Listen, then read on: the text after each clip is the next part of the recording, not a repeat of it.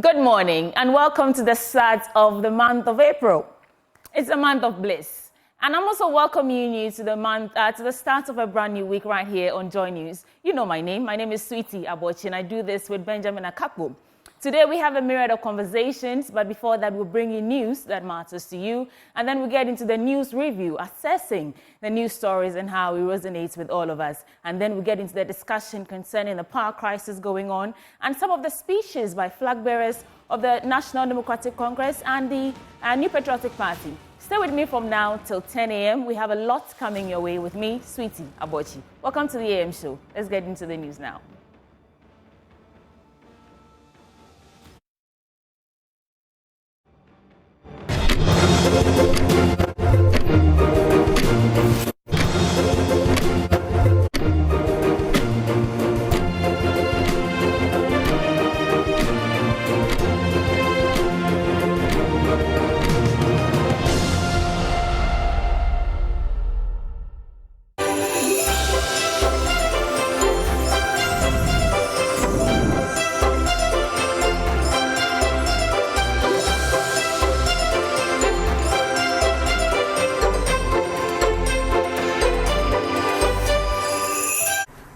Nestled between the twin communities of Boabin and Fima lies a remarkable forest reserve known as the Boabin-Fima Monkey Sanctuary.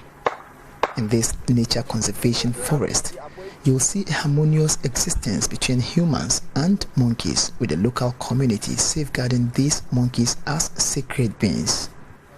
The Boabin-Fima Sanctuary is probably one of Ghana's most renowned examples of traditional African conservation, and the local populace has for generations held the monkeys as sacred, a reverence thus intricately tied to their ancestral beliefs and spiritual practices. Francis Ampuma is a senior guard here at the Boabin-Fima Monkey Sanctuary. He shares with us how a great hunter in the early 18th century discovered a calabash near the Dauro River, which attracted the monkeys to the community. 1827. There was a great hunter called Nanamwa who came to this forest to hunt. And he found a nice river called Dauro. At the riverside, he found a nice blast into the blackhead calabash, covered with a white calico. And he took it to his house, and the following day, the monkeys followed to his house. So the mona, male and the female, and the black and white, male and the female. So he consulted an oracle. And the oracle told that these monkeys, they are the children of the river. And the blood that he took from the river is a fetish. So everywhere they will send the fetish, the monkey will follow. That's why they follow to his house. Traditional beliefs in these communities strictly prohibits physical harm to the monkeys, hence they live in harmony with the indigenes. There are two types of monkeys here, the mona and the black and white colobus. Solomon tells us more about these monkeys. We have the mona monkeys and then the black and white colobus monkeys here. When we check the forest here, the size is 4.5 square kilometers, which is over 400 acres of land. And when you move around here, we have the monkeys everywhere we move in. The monkeys are everywhere. So we have the mona monkeys and then the black and white colobus monkeys. These different species of monkeys have a behavior they show out over here. When you take the mona monkeys, they eat most of our food, like banana, orange, pineapple, and all those kind of fruits. And most of our local food, like fufu, yam, bread, biscuit, they eat all of them. So if you're living in the village here, it's not surprised to see the monkeys in the various houses. So they come to the houses to take food from the people. So they come, when they come and then you don't protect your food very well, they just take it away and then go with it. That's how they live here. Whilst the mona monkeys are friendly and get closer to humans, the black and white colobus hardly gets closer to humans. The mona monkeys, these ones, we call them mona monkeys. They are friendly monkeys, while the black and white are unfriendly ones. They are quite shy. When we come here, they won't get close to you as these mona monkeys are on our shoulders here.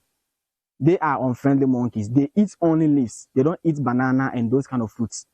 These monkeys here are living in troops or families and are being governed by their respective male leaders. When you come inside the forest here too, the monkeys, they live in troops or in families. So those with us here right now are just one family or one troop of monkeys. And each troop have a territory they live on. So they will not cross their territory or their boundary to the other side of the forest. Because of that, each troop have their leader who lead them in terms of everything. So in case there is something going to happen there, that leader have a way to communicate with them. That's what we call the kakum. It's a kakum yajini kokono. So in case they see anything strange, that leader will make that sound to indicate that there is something going to happen there. 3 years after their birth, the male monkeys are seen as matured bachelors and are sent away from the family to start their own lives. When they give birth to you and are a male, when you grow up to 3 years, you cannot live here anymore. Because you cannot have two males living with the females in one family or one troop. So when the young male is up to 3 years, like you're saying, where does it move to? Yeah, so we have bachelor troop here, so therefore we have that group also here, yes. So if you are a male, you can also create your family, like going with the young females here to different parts in the forest. Females in other families. Yes, and then when you get them, you create your own family. Yes, into a different area. One of the features that is quite unique about the Boabin Fima Monkey Sanctuary has to do with, this monkey cemetery, which lies right behind me. We have monkeys buried just as humans are done. Interestingly, the first two priests, who supervised this end were equally buried here as tradition demands.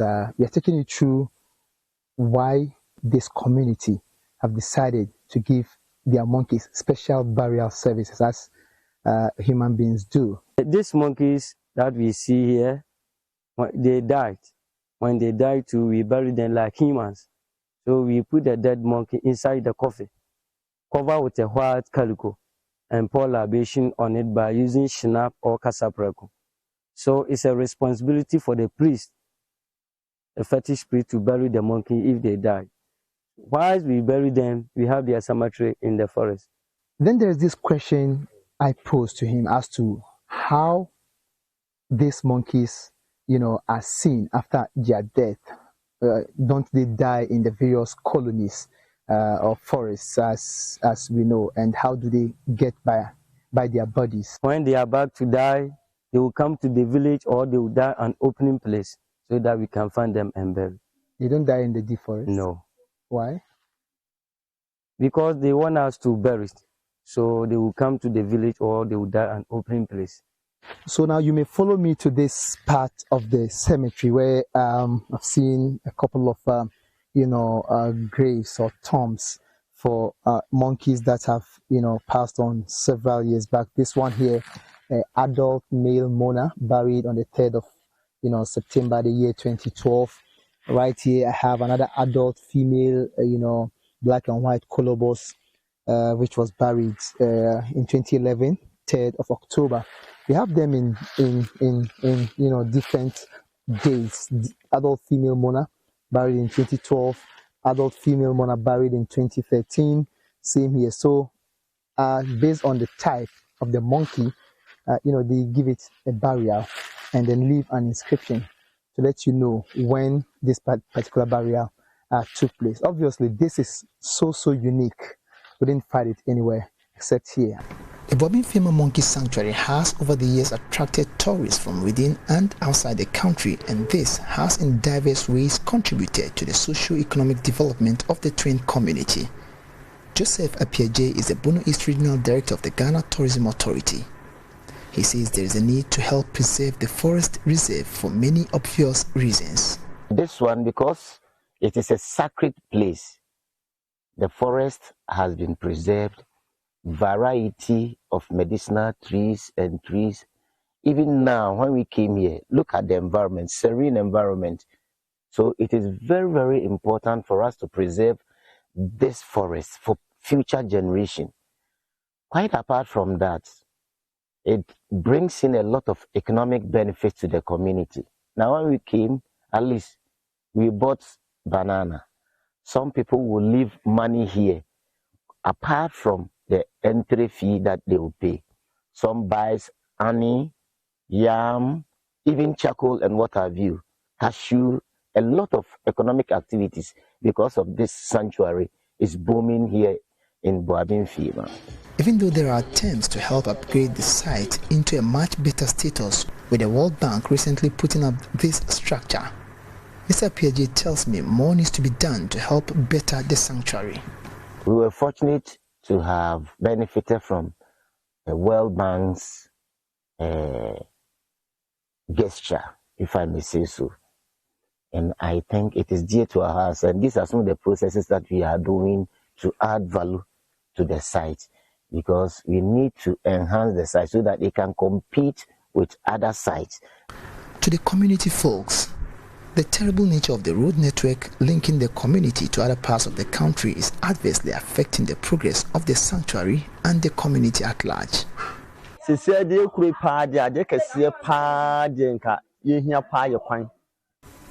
our biggest need as a community is to see our roads tapped, because no government will be able to share money or put monies into our pockets. It is the road network that is so dear to our hearts, and should government work on this, the people here will forever remain grateful and will always vote for that particular candidate. As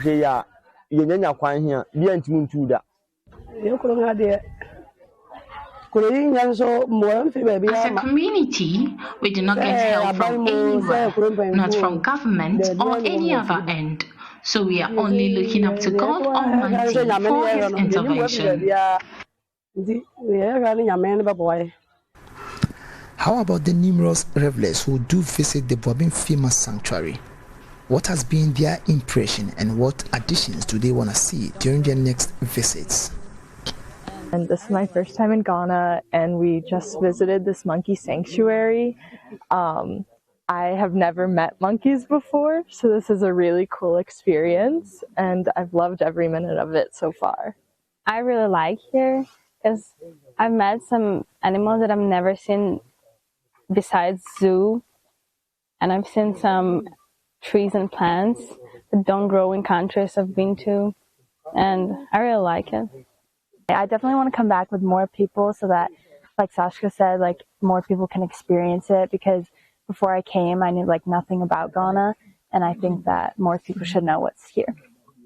I think if the government takes it upon themselves to make tarred routes or quality routes here leading to the Boabin Fima Monkey Sanctuary, it would be very better for the community as a whole to also experience the need of a beautiful environment. As we celebrate the Ghana Month on Joy, it is good to let you know that the Boabin Fima Monkey Sanctuary is the only place in Africa where one can easily view and pet these beautiful types of monkeys within a community. Anna Sabit, Joy News, Boabin Fima.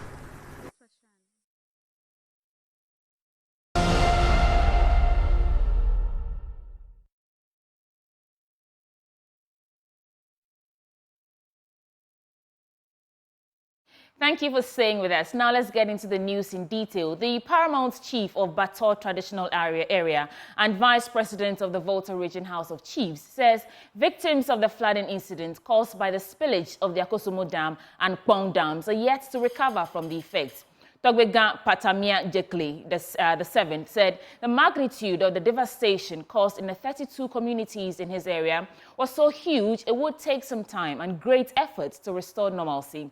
He said this when the chiefs and people of Klefe traditional area donated some relief items to victims in the Mepe and Bator traditional areas.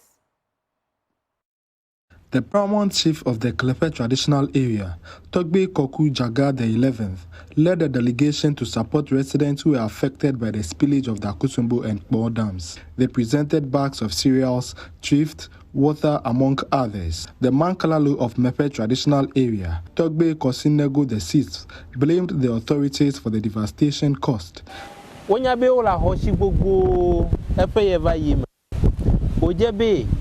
June. Oje no abuagbo ka hie le vavakwa na hie na wa no juju ve ava trole amuome alo apuome sega ke otu agbo va do ko va le vovo be agbo la va mui e ka fi over da selection ova nya tefe no mi ameyo mi kpotefe kpowe mi von ale gbegbe mi bube e se la va cho mi okata ko dwe ta ke mawo didi Mite de mi vio kata mi ameshisho mi do kata le shiema. Emi ko va ekpoji. The paramount chief of Bato traditional area, Togbegan Patamia Jekale VII, said that victims in his area are yet to recover from the effects of the flood. If I tell you that Bato suffered a great deal, you may not believe it. Mr. Petigo, total number of communities affected, was it not 32? 32. Our people have not fully recovered from the effect of the flooding. Togbe Koku Jaga the 11th lamented the unfortunate incident of the flooding and advised VRA to engineer mechanisms to better manage spillage of the Akosombo and Kpo dams in the future. Dam many chokeva yo tu anmo experience melosio. Danemi le nugre jikpo peblaton ko ye. Anu ke joko metonna minyanu ke tututu ke jota obazuleo. E ya meto be doda si onyo. Ben no pochi eji nanu iba kuma gajo ko gale jo me dele fetu ko enya yi na mvire da onya be chele yoyo da nu sueto kwa wa tan ko dojifo na me wa eya nye be afi he no ke gbanatue ape o le banu ba kuchi efete sirika no na minya be mi atan so no chume. Fred Kwame Asari, Joy News, Mepe. Commissioner General of the Ghana Boundary Commission, Major General Emmanuel Kutia, says the Commission has now introduced intermediary pillars in its boundary reaffirmation processes to make it easier for border communities to identify the international boundary lines. Speaking during a visit by a 36-member delegation from the Command and Staff College of Tanzania to the Commission, he said the Commission's work is helping to ensure peaceful coexistence between Ghana and her neighbors. We have come to realize that, we and our neighbors have come to realize that we have a big challenge so far as that aspect is concerned and can easily lead to conflict between local communities living along the borders because of some of these issues. So what we have decided to do is to introduce what we call intermediary boundary pillars. These intermediary pillars would then shorten the distances from the main pillars. So in between two main pillars, there will be intermediate pillars. So that, and in line with that, we're also doing this, constructing this intermediate pillars alongside sensitization of the community, so that they will know that we are coming out of new boundary pillars, main pillars, and intermediate pillars, so that when you have a doubt, you can easily have a reference point by which you can use to determine where the boundary line is, so it doesn't create problems. Are you following what I'm saying? Because we have so many issues where just slight misunderstanding between the boundary line, community farms, people start so few skirmishes around. But in order to prevent it, that is what we're doing. Additionally, various communities or districts along the boundary lines have what we call border security committees, and they complement our efforts in those areas to help resolve those issues. And it promotes peace and security. So they hold regular meetings with their counterparts at the other side. We also hold meetings at the national level for our counterparts, so that when there are issues, they are flushed out and we discuss it and resolve it immediately.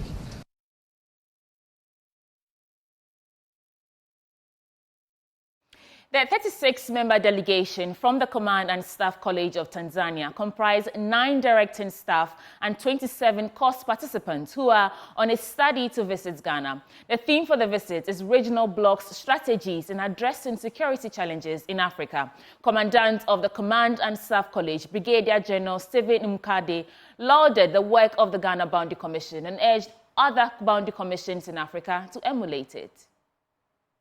It's about the regional bloc's strategies in addressing security challenges in Africa.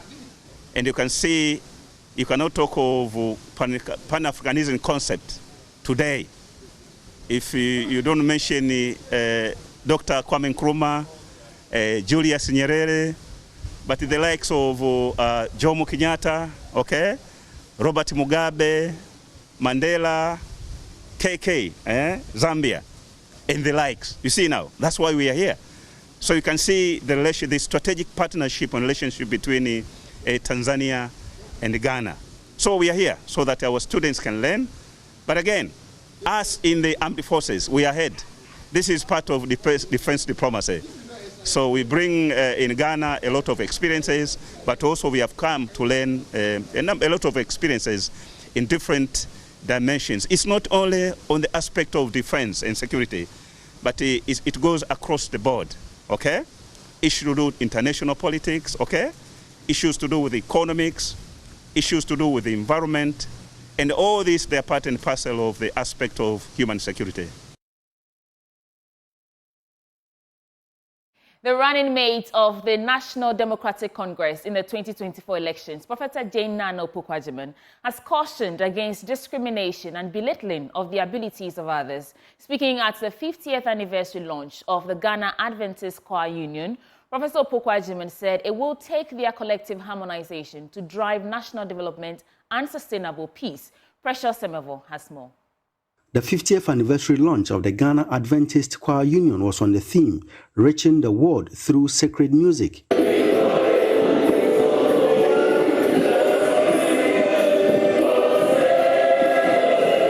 The occasion saw various Adventist groups, both home and abroad, serenade dignitaries, including chiefs and political figures, with some melodious Adventist songs. Pastor Edward Nyako is the Executive Secretary of the Northern Ghana Union Conference of the Seventh-day Adventist Church. We have a group that is called Choir, and the purpose of the group is to go to the world with sacred music. And today is the 50th anniversary. We have invited many choirs across the country. The Lord has given us a lot of talents in order to sing, to minister in music. It is my appeal that when we are writing, we are composing music, let us come out with a music that is going to motivate us, a music that's going to be a source of healing to our society. In her address, the NDC running mate for the 2024 elections, Professor Jenano Pukwajiman, highlighted the positive role of music in the lives of believers. She, however, called on Ghanaians to embrace and harmonize the abilities of all for development and sustenance of peace.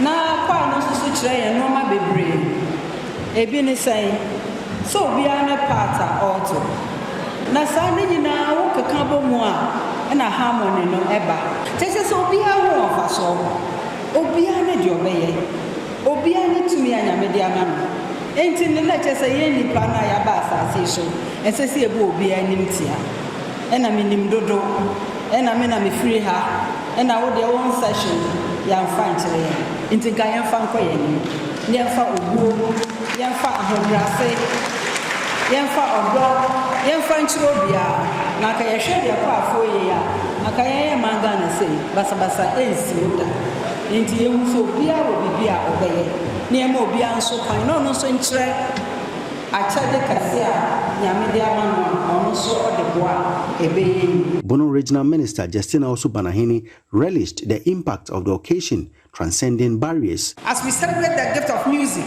may this Sing-Song Festival be a testament to the power of music to uplift, inspire, and transform lives. Music is a universal language that transcends barriers and holds a multitude of interpretations in the eyes of society. Some see music merely as a business venture, others see a pathway to fame, and yet others view it as a tool for projecting themselves to higher authority or promoting tourism. Precious Semevo, Joy News, Sunyai. The Kambali District Pastor of Pentecost Church in the Wa municipality of the Upper West region, Pastor Caleb Opong, has underscored the significance of prioritizing national interest over personal agenda, urging security personnel to uphold integrity, impartiality and discipline in their service. Speaking at an event organized by various security agencies in the region, he noted that the crucial role played by security services in the country in safeguarding national peace is paramount and should not be toyed with. Joy News Upper West Regional Correspondent Rafik Salam reports from Wa. The Upper West Regional Security Services Christian Fellowship convened at the Ward Church of Pentecost Police Barracks to commemorate the importance of peace and unity in the region. Representatives were from the Ghana Armed Forces, Ghana Police, Ghana Prison, and the Ghana Immigration Services. The rest are National Investigation Bureau, Ghana National Fire, Customs Services and Preventive, and the Ghana Ambulance Services, who gathered to offer prayers and thanks to God for his continuous protection. District Pastor of Pentecost Church, Caleb Opong, underscored the significance of prioritizing national interests over personal agendas. He urged the security personnel to uphold integrity, impartiality, and discipline in their service. We have to put the national interest over every personal and organizational interest. Interest in the nation must supersede our personal interest and the interest we have in any other organization, be it political parties, chieftaincy, etc. The main reason why riots at times arises in nations is that some align themselves to a particular party. And we know by law that the security service should not align themselves to any particular party. Our Powers Regional Minister, Dr. Hafiz Bin Sali, in his speech read on his behalf by the Chief Director at the Upper West Regional Coordinating Council, Peter M. Mala, urged citizens to refrain from hate speech and violence as the 2024 elections approaches. Indeed, the government is determined to do all it can to ensure security across the country, but it behoves the citizens to help create a needed atmosphere. Let me remind all of us that the 2024 parliamentary and presidential elections are gradually drawing nearer and campaign activities are picking up. I therefore wish to take this opportunity to appeal to all of us to refrain from making utterances that provoke confrontation or violence. In other words, let us, as much as possible, avoid hate speech and hate campaign. The keynote speaker was a lecturer at the SDD Dombo University of Business and Integrated Development Studies, Professor Samuel Mafo, whose speech was read on his behalf by Dr. Bismarck Bosu, which highlighted the global significance of peace, citing examples of conflicts in other regions and the devastating impact of violence on communities. Memory is said to be short, but the Kenyan lessons cannot be so forgotten. 1 month after the 27th and 28th December 2007 Kenya election, what began as demonstration of disapproval of electoral fraud led to the death of more than 1,000 people. About 1,200 women were equally raped, and uncounted was the number of wounded and more than 300,000 displaced. Ghanaians can only breathe and think of peace, a critical commodity with a priceless tag. If only the elections could be conducted in secure environment devoid of violence. This calls for a collaborative and deliberate effort from security personnel, that is you, who are well prepared mentally, spiritually, and physically. The event concluded with prayers for continued peace and prosperity in the Upper West region and the country as a whole. Reporting for the news, Rafik Salam.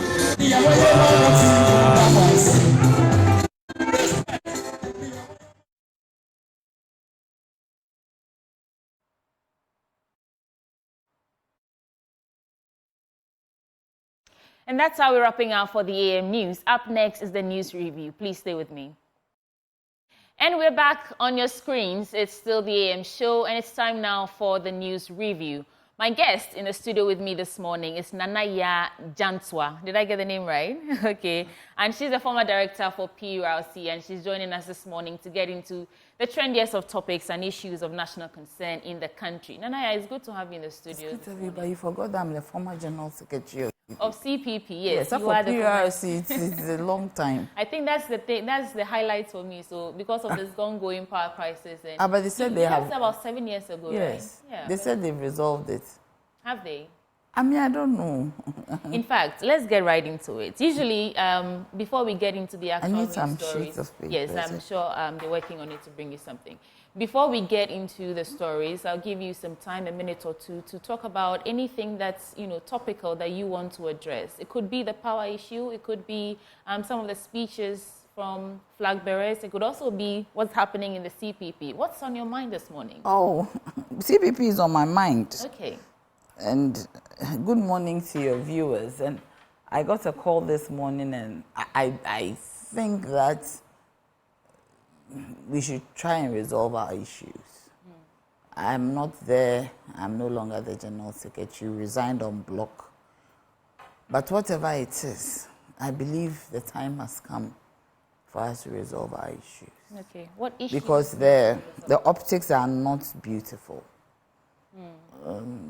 In and out of courts and all that. I believe it's time that whatever it is, I mean, we really resolved it. Because Ghanaians look up to us a lot.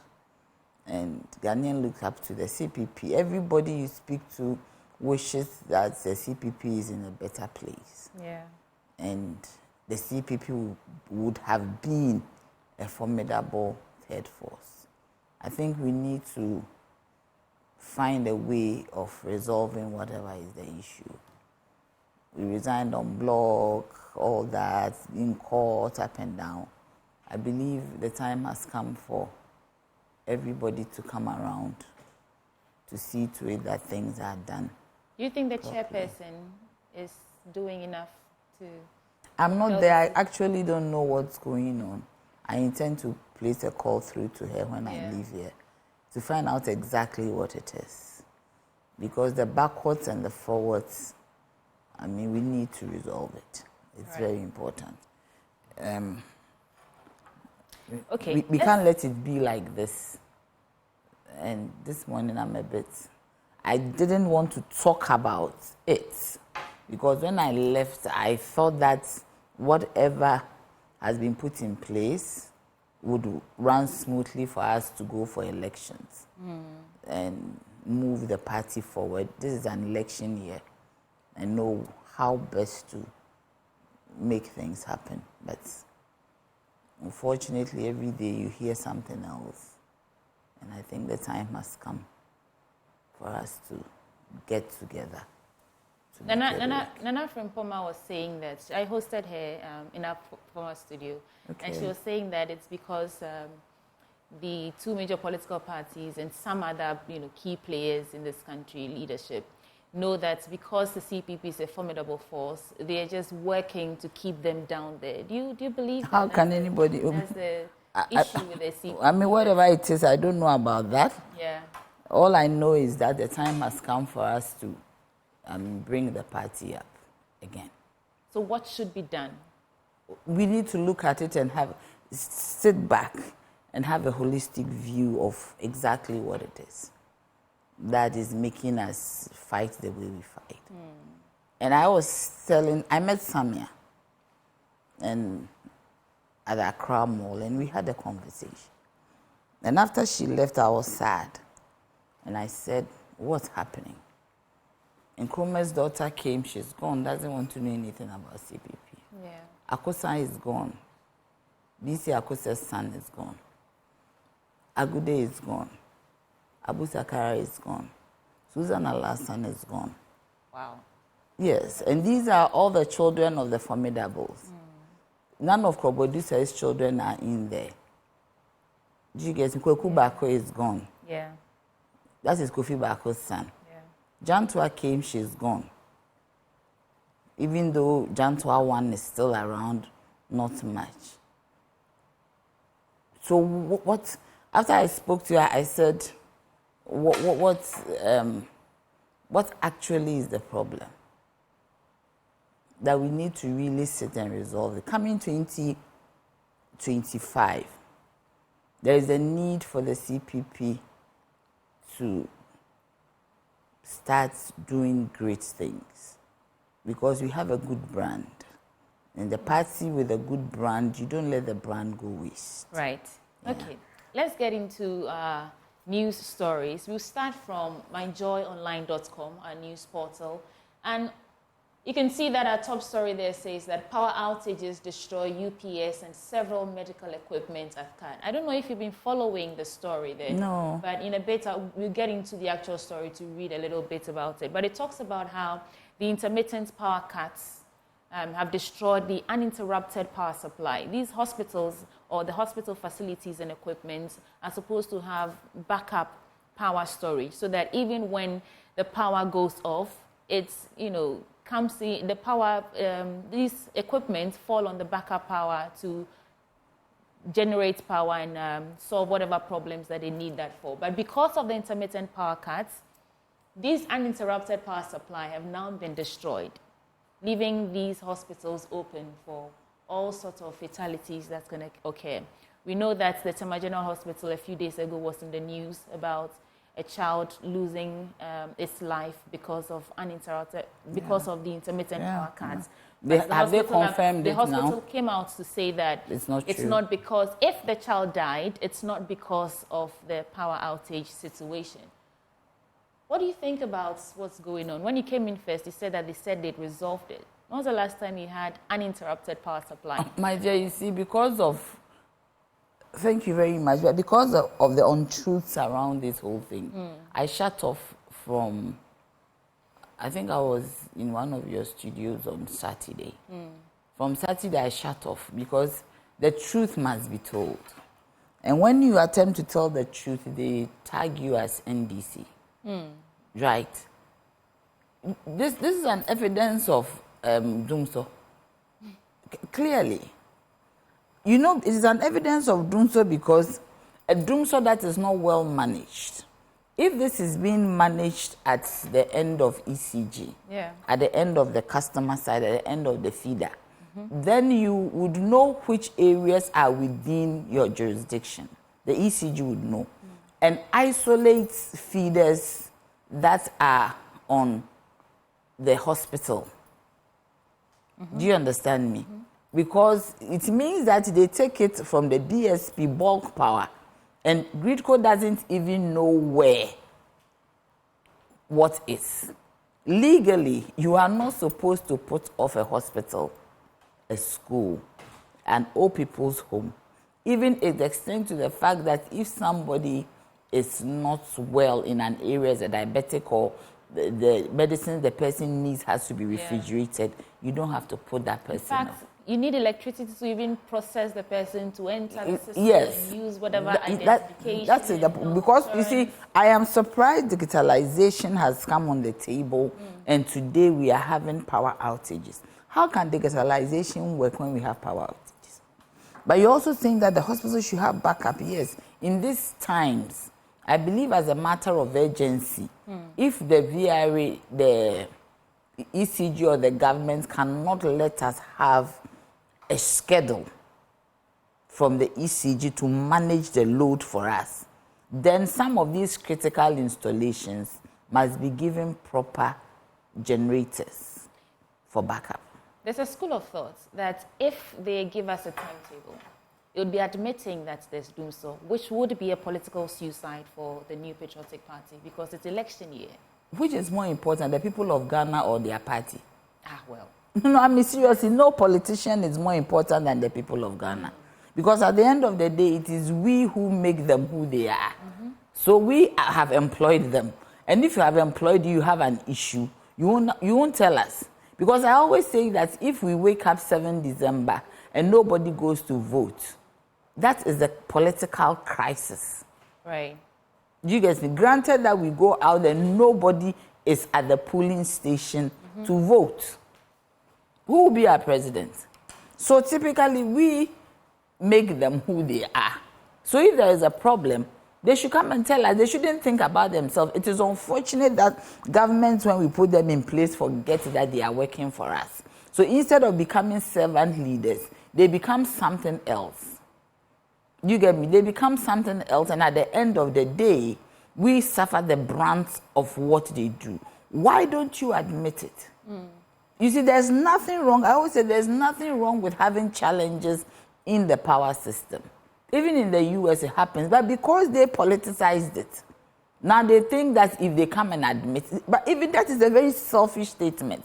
That if you admit, then it means that you lose or something like that. Well, people insisting it's not doing so. And so that's why I shut myself off. Do you guys? I shut down because I know what it is. But you talk and somebody is even saying you are a politician, you don't know what you're talking about. My dear, I sat in that sector for 14 years. And when something happens, I know the difference between what it is. You tell me that there are 630 transformers that are not working, because of that we are going off. There are 33,000 transformers in the ECG jurisdiction. Meanwhile, light is going off in the NEDCO jurisdiction. Are there transformers that are spoiled in the NEDCO jurisdiction as well? No. So why are you telling us that? 630 transformers cannot give us the kind of blackouts. I even looked for the definition of fluctuation. They said it's fluctuation. Fluctuations are brownouts, flickers. Do you get me? Low voltage. So that if I have to charge this my phone and it has to charge for 1 hour, it charges over 3 hours because my voltage is low. And that one is very domesticated. It is localized. It is at the end of the feeder. It is at the end of the transformer. It does not go widespread. So I am surprised that anybody would think that this is fluctuations, and no. So I actually have shut down because, you see, these people who are ruling this nation, when you talk about it, they say you are somebody, disrespect us. They are a bunch of disrespectful people who don't care a hoot about Ghanaians. It is unfortunate the kind of promises they gave to us, and we believe them, and they lie to us. That they are going to do well by us, that they are going to improve the system. The system was even improved before you came in. Now look after it, you are finding it unable to look after it. You cannot look after it. When they talk, they tell you there's excess power. If you have excess power, why are we in this situation? Right. It is an issue of finance. You don't have money to buy fuel. You don't have money to do ABCD. Let us know. Yesterday I saw on the net one of the ministers saying that if the cash waterfall is well distributed, ECG will collapse. How? Yeah. ECG is supposed to collect their money.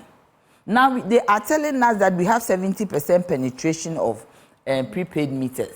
It means that your money comes to you directly. That you should even be able to give us some tokens because we are paying upfront. It is not being done. So 30% is what? Postpaid. If 30% is postpaid, it means 70% of your income you are getting it. Why are you not? Of that, there's been a lot of revenue mobilization. Yes, a lot of revenue. If it was true, a lot of revenue mobilization that has gone on. So where is the money? Yeah.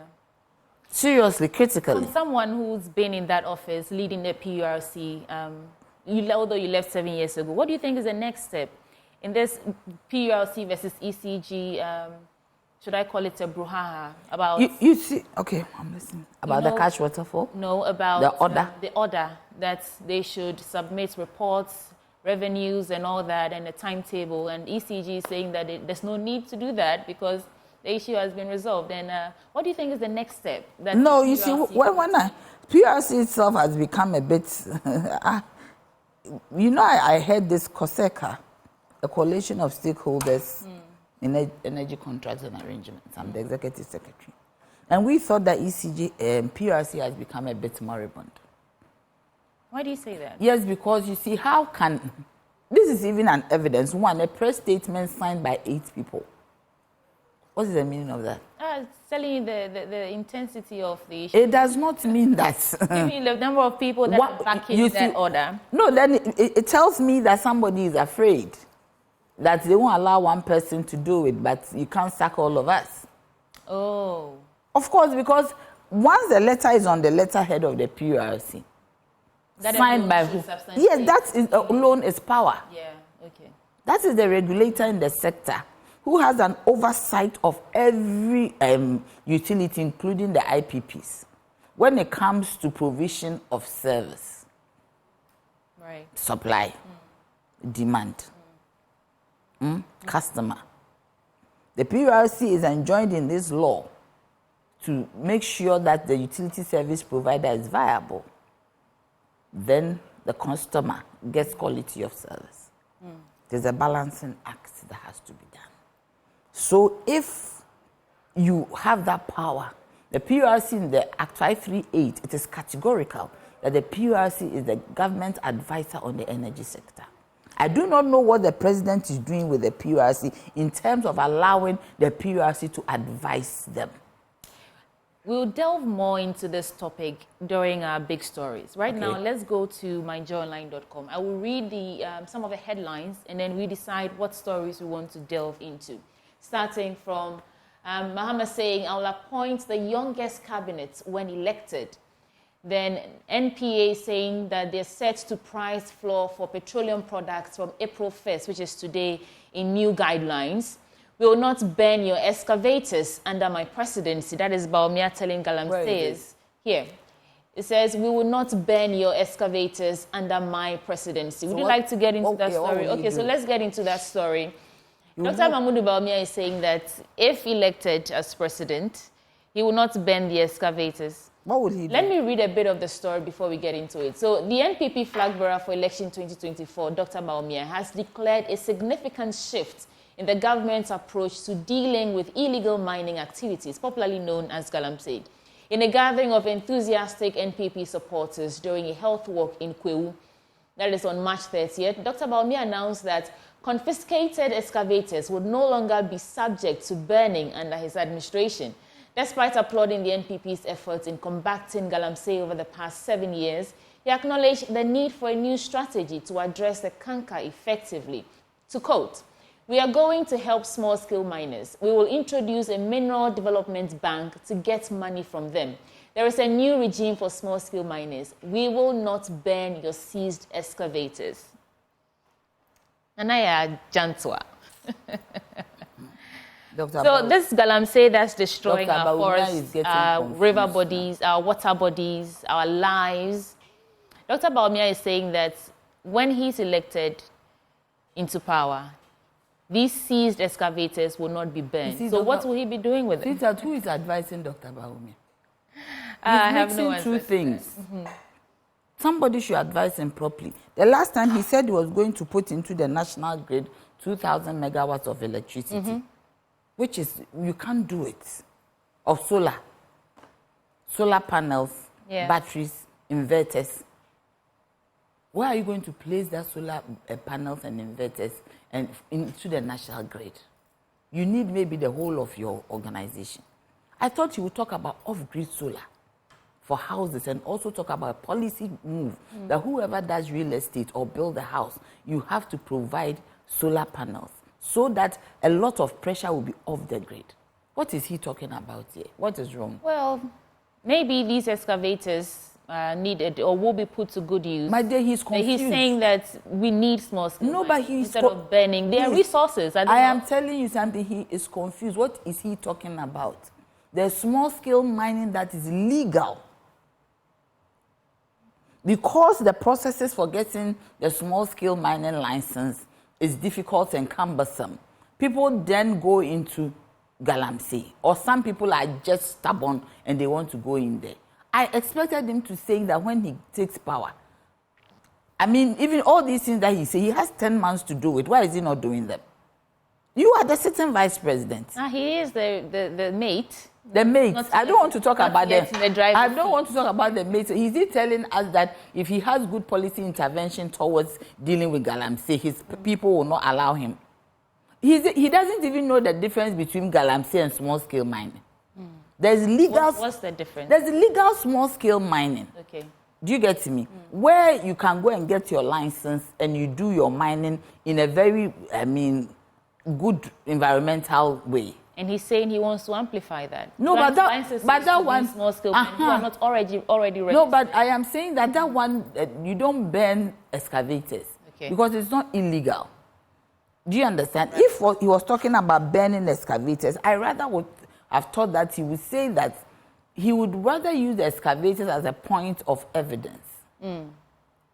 That's because if you get the excavator, you move the motherboard, you know the chassis number, you go to DVLA, you find out who registered this one. So even if it was rented, even if it was bought, whatever, you can trace it. So why do you burn it?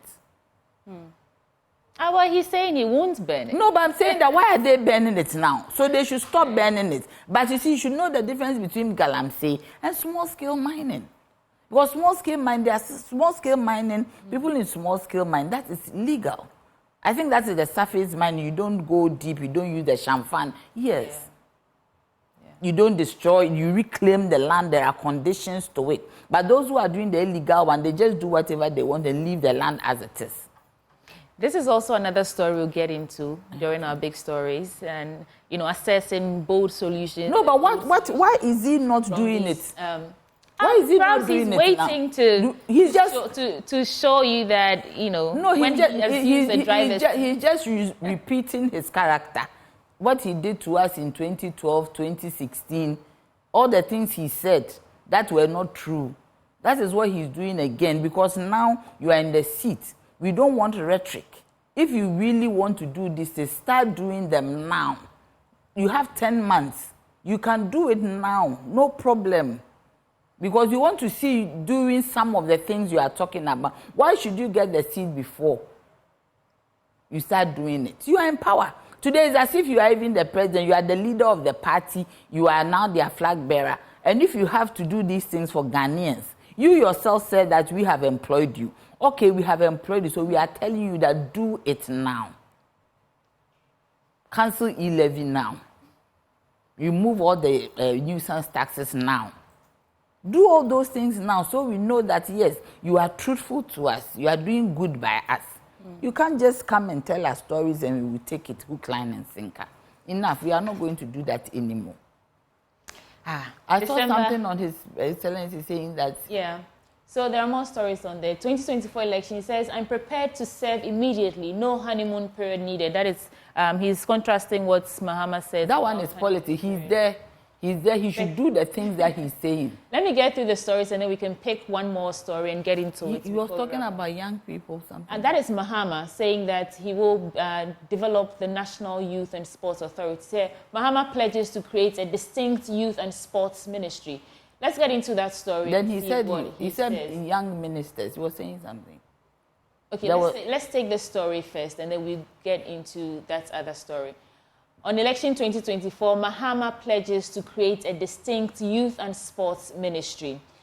The story says, John Dramani Mahama, who is the flag bearer of the NDC, has unveiled plans to revamp the youth and sports ministry for enhanced service delivery to Ghana's youth. During the launch of the NDC's National Youth Wing Secretariat and campaign on Friday, Mahama stressed the necessity of adopting a more holistic approach to youth development. Key features of this initiative, according to Mahama, will include the establishment of a youth development service dedicated to creating employment opportunities for the youth and supporting the implementation of its 24-hour policy. We are going to separate youth and sports because it's a youth and sports ministry. But over the years, what we do is that the concentration is on sports. And even on sports, the concentration is on the Black Stars at the expense of any other sports. So I'm going to set up a service for youth development. It would focus primarily on youth status in all sectors of the economy. Let's delve into this before we get to the other story. So Mahama is saying that he wants to separate the youth and sports ministry because although it's youth and sports, we mostly the ministry mostly only focuses on sports. And even when it comes to sports, it's mostly just the Black Stars. There's been lots of talk during the All-African Games that why aren't the women receiving as much support as the men? And because they're doing so well. So how do you respond to a promise like this from Mahama? It is good. I've always thought that the youth ministry is encumbered under sports and they don't come out as this thing. But what is his basis and what work has been done for us to know exactly how he's going to do it? Because you don't want a situation where we have a youth development authority. Yeah. So how is that different from what he is promising? There's something like that, unless I'm wrong. There's a youth something. Yeah. So what is the difference? And we need to also synchronize all of them and exactly what is going to happen with a youth authority, a new one. I mean, they should tell us more to know exactly what it is, because you can't just say it. Then he's also promising that he's going to reduce ministries, he's going to reduce departments. He will appoint the youngest cabinet What does that mean? So he's saying that he underscored the importance of youth representation, emphasizing that their energies and diverse perspectives are vital for shaping policies and driving progress in the country. So one of the promises, quote, one of the promises I leave you, young people, with is that the NDC cabinet post-January 7, 2025 is going to be averagely one of the youngest cabinets in the history of the country. If you look at the demographics of our country and you know that the majority are young people, then definitely, if you're setting up a cabinet, young people must be the majority. So he's basically saying that his cabinet will consist of more young people than elderly people, as we've seen in the history of Ghana's cabinet. Okay, that one will be his prerogative as the president, but I believe that there should be a blend. It is very important that you blend the old and the new to get you the vintage that you want. Yeah. You cannot make it all young. You blend the two. And also, he's also constrained by 55% of ministers coming from parliament. Yes. So how does the parliament look like? That will be dependent. The parliament, the way it looks like, will be dependent on what he can do. Yeah. If he has the youth, more youth in parliament, then mind you, youth is I think 18 to 35 years. Yeah. 40? Is it 40? I think it's 35. Okay. It can't be 40. Why 40? You are already old. How can you be youth at 40? So, yeah, 18 to 35. 18 to 35. So is he saying that he's going to appoint 18 to 35 years? Well, he's saying he will appoint more youth. Maybe more younger people. More younger people. Yes, but if he says youth, typically youth is 18 to 35 years. Okay. So if he says he's going to appoint younger people. Right. Do you get me? Right. But you have to blend the old and the new. And also he's constrained by 55%. And he has 19 members of cabinet. 19 members of cabinet according to the constitution. So how many are going to be youth? How many are going to be old? Is it 8-8? Currently, do you think that we have enough representation as young people in this country? No, I don't think so. Even in parliaments, we don't have a lot of young people. No, I don't think so. I believe that we should prop up our youth more. So it's a step in the right direction? Yeah, it is. But you need to see exactly, because you can say it, but when you come to the reality, then you find that you are in the difficulty. Yeah. So he should look at all these things, 19 members of cabinet, because he is not saying that he's going to appoint youth as ministers. He has been specific. He said cabinet. Yes, he said. The constitution says you have to get 19 members, not more than 19. Do you get me? Yeah. Then he has to also look at the people who are standing. You have people like Roxanne Daffy-Amepo, who is a very, very young, vibrant person. Do you get me? So now we put one down. We have Honorable Okujeto Ablakwa. He's also there. Honorable Ayaga. These are the younger people in there. Do you get me? Right. Yes. But I believe they're even over 40. So what exactly is he talking? You have to also look at experience. You don't have to joke with experience. It's very key that you look at the experience of the person, whether young or old, what they can do. Running a ministry is not that easy. You need to have somebody who has gravitas and can stand up to the people who he met, the civil servants.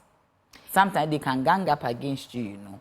If you don't have the gravitas to stand up against them, you end up and you are dealing with your fathers and your grandfathers, and you find it very difficult to stand up against them. So you need to look at it holistically. Yeah. And know exactly where you want to land. I am tempted to agree with you, because most of these policies and promises in themselves are not bad. Yeah. Although some seem far-fetched. Yeah. It's the implementation that's, that's where the challenges and even questions arise. So our job, I guess, as media people and individuals is to probe, punch loopholes where necessary to be sure that they're actually producing a feasible, workable policies and promises. Firm it up. Firm it up before, not just... Let's do one more story on myjoyonline.com before we wrap this up. So Peki traditional area celebrates Asafotu Dada Festival to commemorate sacrifices of forebearers. ECG Ashanti West Region commissions 15 transformer injections to improve power supply. Election 2024, Mahama pledges to create a distinct youth and sports ministry. That's what we just got into. And Dagbamante, a town of uncommon serenity and sacred harmony without a single church. That's an interesting one. Yeah. I want to get into that story of Dagbamate, a town of uncommon serenity and sacred harmony without a single church. So the story reads, in the heart of the Kachi South District of Ghana's Volta region lies a town unlike other, Dagbamate. Here, amidst its impeccable clean streets and neatly kept homes, a unique tapestry of culture, tradition, and spirituality weaves the fabric of community life. What sets Dagbamate apart from its neighboring towns is not just its pristine appearance, but the absence of a conventional site one might expect in any Ghanaian community, a church. Now, surprisingly, in this tranquil haven, not a single church or Christian gathering place can be found. Instead, the focal point of spiritual reverence lies in the sacred Afetoku Boji, housed in a chapel-like shrine that serves as a town's spiritual nucleus. I think that's a picture there. I don't know if you have it on your screens. It looks like a church, but it's actually a shrine for one of Afetoku Boji. That's an interesting one. Now, before we even talk about this, again, Nana Frimpoma, also because you have a background in the CPP, she said that what we need now is to swear. That's what is her own thing. I don't know about that. You don't want to comment on that? I don't know the basis for which she said that, so I can't comment on it. Well, she believes that aside the Bible and the Quran, we should swear on water when our leaders are being sworn into office. And that will actually, because we are traditional at heart, or we are traditional people before the influx of Western culture and Christianity came into, we're traditionalists, and so we are connected to water. She gave some explanation when we're talking about how that will actually require them to do right by us. This is a town we serve a living God. His name is Yahweh. Okay. He said, but that's not who everybody in the country says. No, you see, his name is Yahweh at the foundation of what is going on there. Even if you go to the traditional place, they tell you that if God wills. Yeah. He serve a living God. His name is Yahweh. His name is God. He said, I am who I am. He's the greatest. The things that he does are magnificent. He created this world. No one can step in for him. Okay. If you stand before him and you make an oath, I'm serious about this. You make a covenant and you don't go by it. He deals with you. But you see, God loves his children so much that he gave his only begotten son, that whosoever believeth in him will not perish. I mean, we are celebrating Easter. That is the point. That is why he brought his son to die for, because he knows that we can sin. But if you don't do well by God, he will punish you. But, you can see where she's coming from, about how we've sworn in leaders over many decades on the Bible and the Quran. America swears. And they seem to be getting away with... Please, the Americans swears on the Bible. Yes. They don't even swear on the Quran. Well, but they do good. So it is not about what you swear by. It's about the person who is standing there. You see, the time has come for us to understand that the people we put in power, they answer to us. In America, in the UK, all over the Western world, the European world, the Asian world. Maybe China and some of them they are a bit dictatorial, but even those people, they think that they have to work for their people to be okay. Right. They make laws that are good for them. So, if somebody, Biden can stand and swear by the Bible, and does well, because he knows he's accountable to somebody. So that's what I'm saying. That's Biden, that's America, that's Western culture. Yes, but we rush there. Yeah. We rush there to go and do whatever. Do you get me? Maybe some places are swearing by Buddha. We don't know. It is not what you swear by, but you yourself. What do you want to do?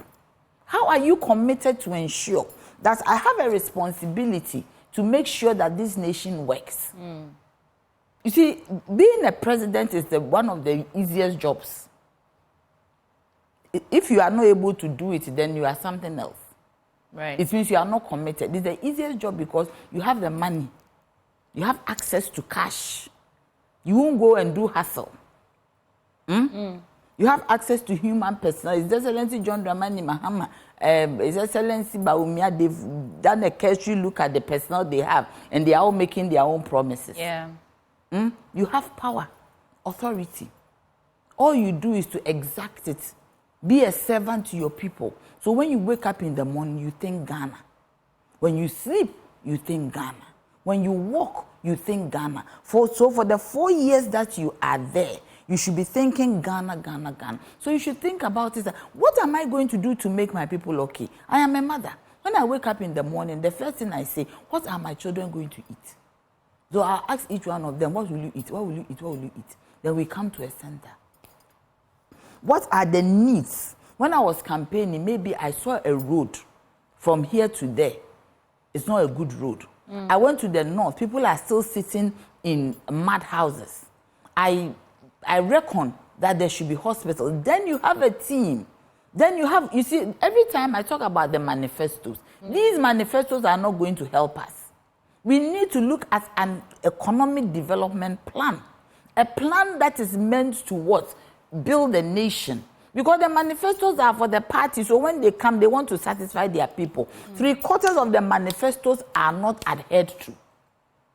Because it is for their party. But if you have an economic development plan, a committee that will be set up to let everybody know that our job is to evaluate the president. Right now, who evaluates the president? Who evaluates the government? The government appoints everybody. So there's nobody to evaluate the government. So they do what they like. They have power in the constitution. The constitution too has to be reviewed. That is for another conversation. Yeah. So when that is done, then you know that somebody is watching you.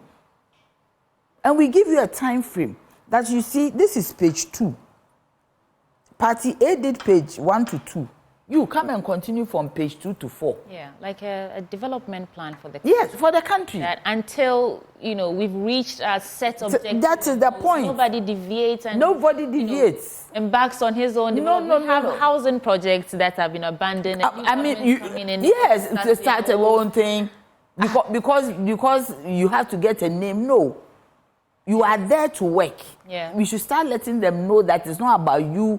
Look at them saying that if they talk about doom, so it means that they will be out of power. It is not about you. Yeah. So when you come, you sit on that seat. We have given it to you because we voted for you. We know you can do good by us. So we say that, look, this is the book you are going to work with. Like I have a Bible. I read my Bible and I do what God wants me to do. So we give you an economic development plan. A plan that you should work by, whether you like it or not. By a certain time, if you haven't reached... I want us to touch on this story a little bit. Also because I think that we are more not I personally, there's another school of thought that we are more spiritual than ethical people. We prefer to pray and say that Fama Nyame and all that rather than demand what's right, rather than be accountable as individuals, rather than the work that we are supposed to do. The corruption in this country runs deep. It's not just at the helm of political leadership. It's individuals in all these agencies and companies and organizations. I agree with you 100%. It's us as individuals. Now, what's interesting about the story we read is how they say that it's an orderly place, it's neat, and there's not a single church. So it's like a central thing. The people themselves are committed to making their community the best they can, habitable enough for themselves. And it's not by the dictates of what the Bible says and what it says. What do you think about that? Cleanliness is next to godliness. So if we are not clean, then we are not with God. It's our own individual characters. The people there, they have made up their mind that their place will be clean. I don't think anybody has put a fatwa or a caveat on them that they should ensure it is clean. I don't think that we have not been told that if you don't make the place clean, the gods who are there will kill you. No. It is not there. But they are serving something that they believe in. I wish they were Christians because I am a Christian, but that is what they have decided to do. God in his own wisdom knows whoever should be where. So that is fine. But I'm saying they themselves, they have been there and they have decided themselves. They are not exposed. They are okay with where they are happy. But immediately they let them come to Accra. Do you get it? Because they will see somebody and the filth. And they will see somebody throwing sachet water rubber somewhere. They will pick it up and start doing same. But that place you don't see them. And it's not only this town. When you go to most villages, it is not dirty. Yeah. It is clean. Yeah. That's true. Because their culture, especially in those parts of town, yes, it is clean. I mean, it is clean. Yeah. That does not mean that it has got anything to do with what they serve. Do you understand? What we say, people are in church and they do horrible things. Yeah. People are also in this place, the shrine. I don't know if it's a church, and they also do horrible things. People are Muslims and they do horrible things. If we are going to go according to the dictates of our religious books that we read, we won't do the things that we are doing. Because it is very clear, even look at the 10 Commandments. It states clearly, thou shalt not steal. I think the significance of religion in the development of this country is a conversation on its own. Yes. About, what these churches and mosques and their leadership are doing to move the country forward. You see, the point of what are they telling the congregants? It is very key. Yeah. Do you get me? What are they telling us? Because they play a very huge role in the kind of persona each individual becomes. The church is very significant. When you go to church and you hear your pastor say that this year we think NDC, most people actually go with what their pastor is saying. Yeah. That is why these political parties also like to go to churches to campaign to the church members, because they know that church members listen to their pastors. The same way Muslims listen to their imams. The same way African traditional religious people will listen to their priests and priestesses. So we cannot underestimate the role of you cannot. But you see, in our quest for development. Me, I am cultured in a way. I'm a Baptist, and I've been cultured as a Baptist that when my pastor preaches, I should go and look at the Bible again. When somebody gives me a prophecy, I should pray for God to tell me same. Okay. Do you get me? Yeah. So I think it is time that we cultured people not to just follow their pastors blindly. Yeah. Well, there are times that you fall into a ditch. But I am saying that fundamentally, our leaders, they went to Sunday school or they went to Makaranta. Whatever it is. When you go to Sunday school as a child, after the 10 Commandments, you learn. I don't know what is in the Quran, but thou shalt not steal. Corruption is stealing.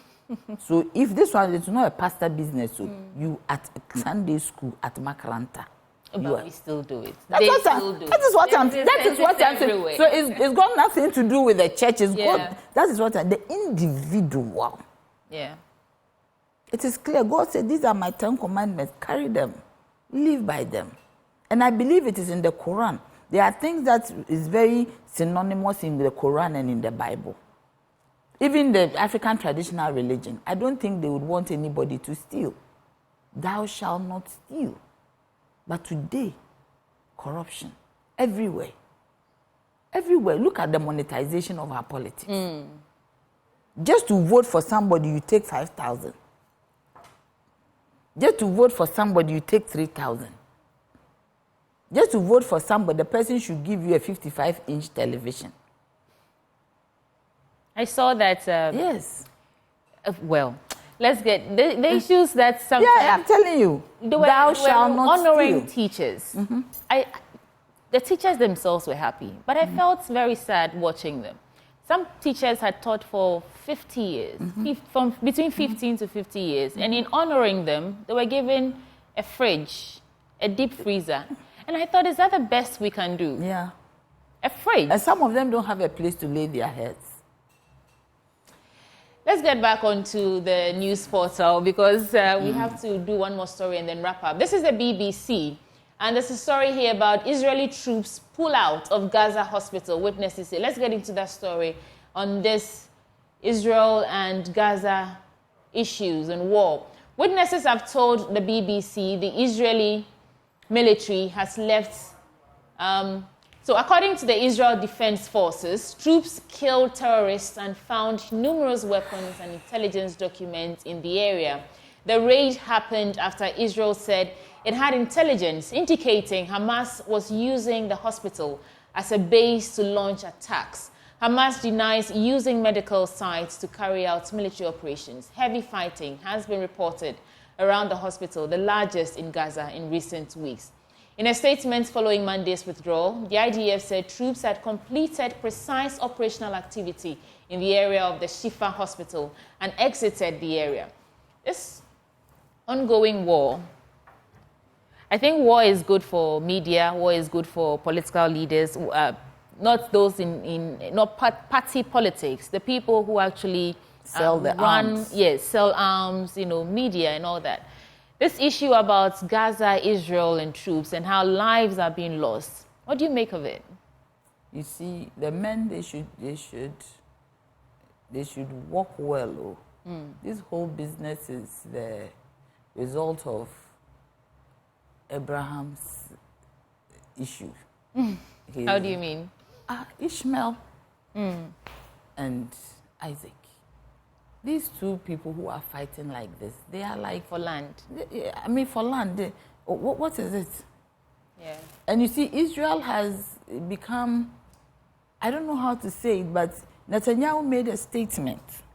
He said, never again. You see, after the Holocaust, they have made up their mind that they will not allow any group of people to do what happened to them again. And this is what we are seeing. And I believe that what is the UN doing about it?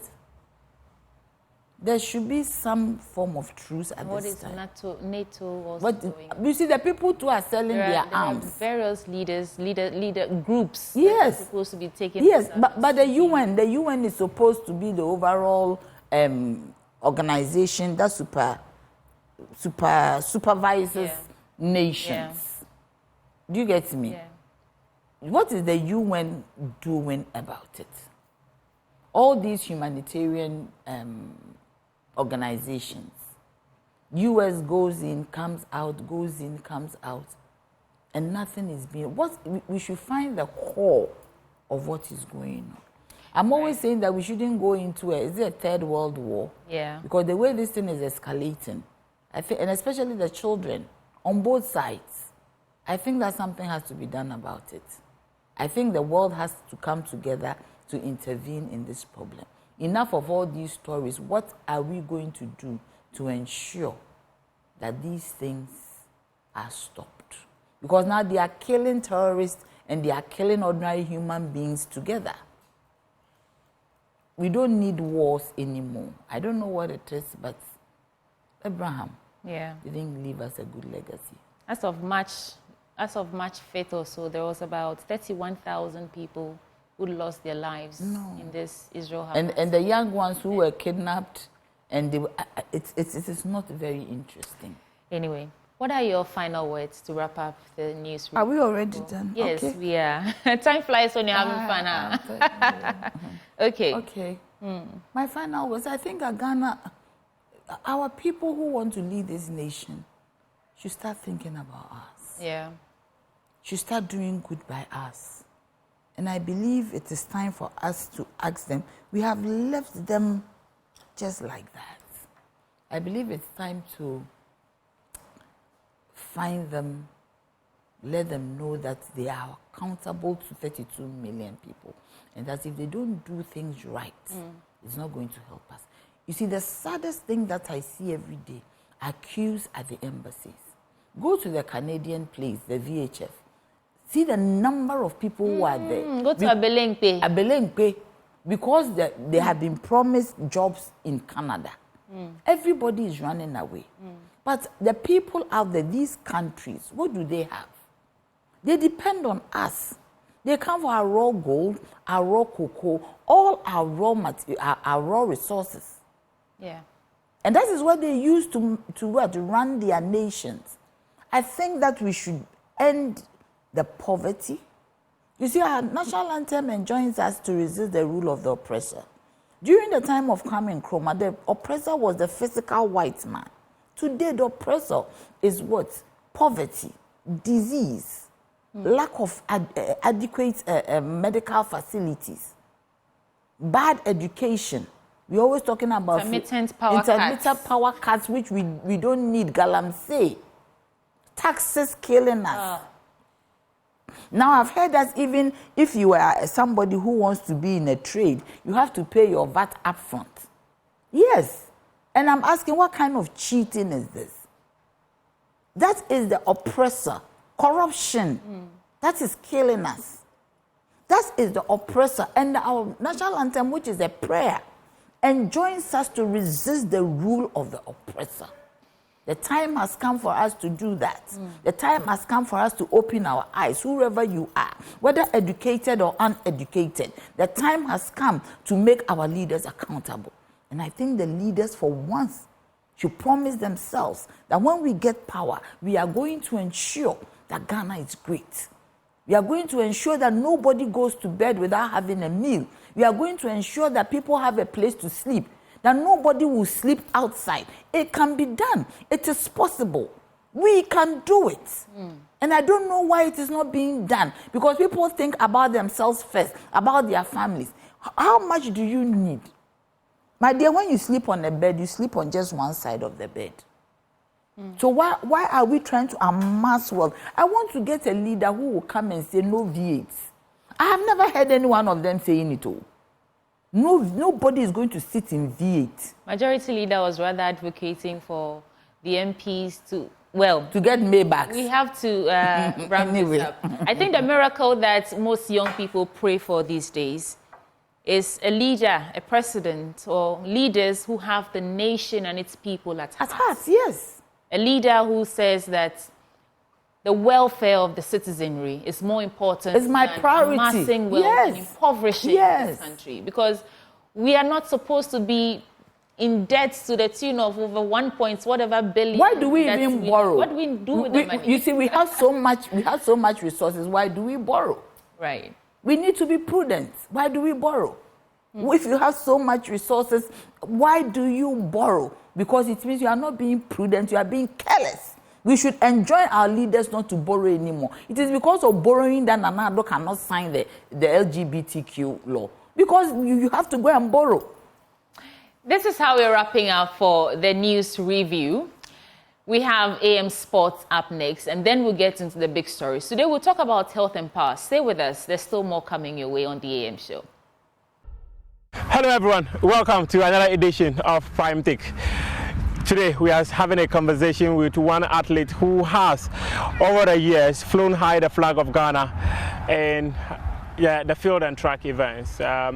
He's been a javelin thrower. He's told an incredible story about Ghana, and tonight we are privileged to be speaking to John Ampoma, who is here in the African Games 2023. Competing for Ghana. John, how are you doing? I'm doing good. Thanks for asking. Thanks. How about you? I'm also doing good. Thanks for making the hard time to speak to us despite the busy schedule that you've got. Yeah, for sure. Welcome back home. How has home been like? It's been good always. The atmosphere, the crowd, seeing friends and families. It's just been amazing. Just a very wonderful welcome. Tell me your early days, your life beginnings. How were they like? It was rough. Started, athletics or track and field wise. So like I was saying, I did started a little bit early on, like many other athletes who start right from elementary school with their sports. I started, I think, second year of high school. Yeah. So I didn't know what I was good at until my sports master just found me and said, hey, I think you can throw javelin because you are big. And that's how I started. But long story short, as you know, and many Ghanaians also know, infrastructure-wise, very difficult. There was a point of time where I was just using regular sticks, go to the bush, cut some sticks to throw. Post high school, I didn't go to college or university here, so that was the end. And then basically after high school, I did exceptionally well in high school with the boys javelin, but post high school, that was it. So I went off for a few years, 2009, 2010, 2011, I joined the Ghana Police Service. And then the Ghana Police Service did Sister Games, and that was the last Sister Games that Ghana has ever hosted since 2011. So a good friend of mine who is also a police officer, Michael, I do say X2, I wasn't recruited, as you know, like some athletes will be recruited, through the sports. I wasn't. I went through general enlistment. So I went to training at Hull, and then X2, who... In the Volta region. In the Volta region. X2, who was recruited as a sports police personnel, they were training in Kofodia. I'm just kind of giving you like a chronological of how my story. That's the story I want. Yes. So X2 went to training school in Kofodia, the Kofodia police training. And the Kofodia police training, they don't have a shooting range where police officers, like the recruits, go and practice. So they use the shooting range in Ho, which is the 66 military artillery. Okay. That's where the range is. Okay. So X2 came, and then that day, I don't know what happened. X2 saw me when they came for their shooting training. So he quickly went and told the sports officer who was, who I think he's right now, he's Chief Supo, and the staff officer at Northern Region. His name is Mr. Ahmed Mahama. He was the former sports officer at the police. Is it the Ahmed Mahama, no?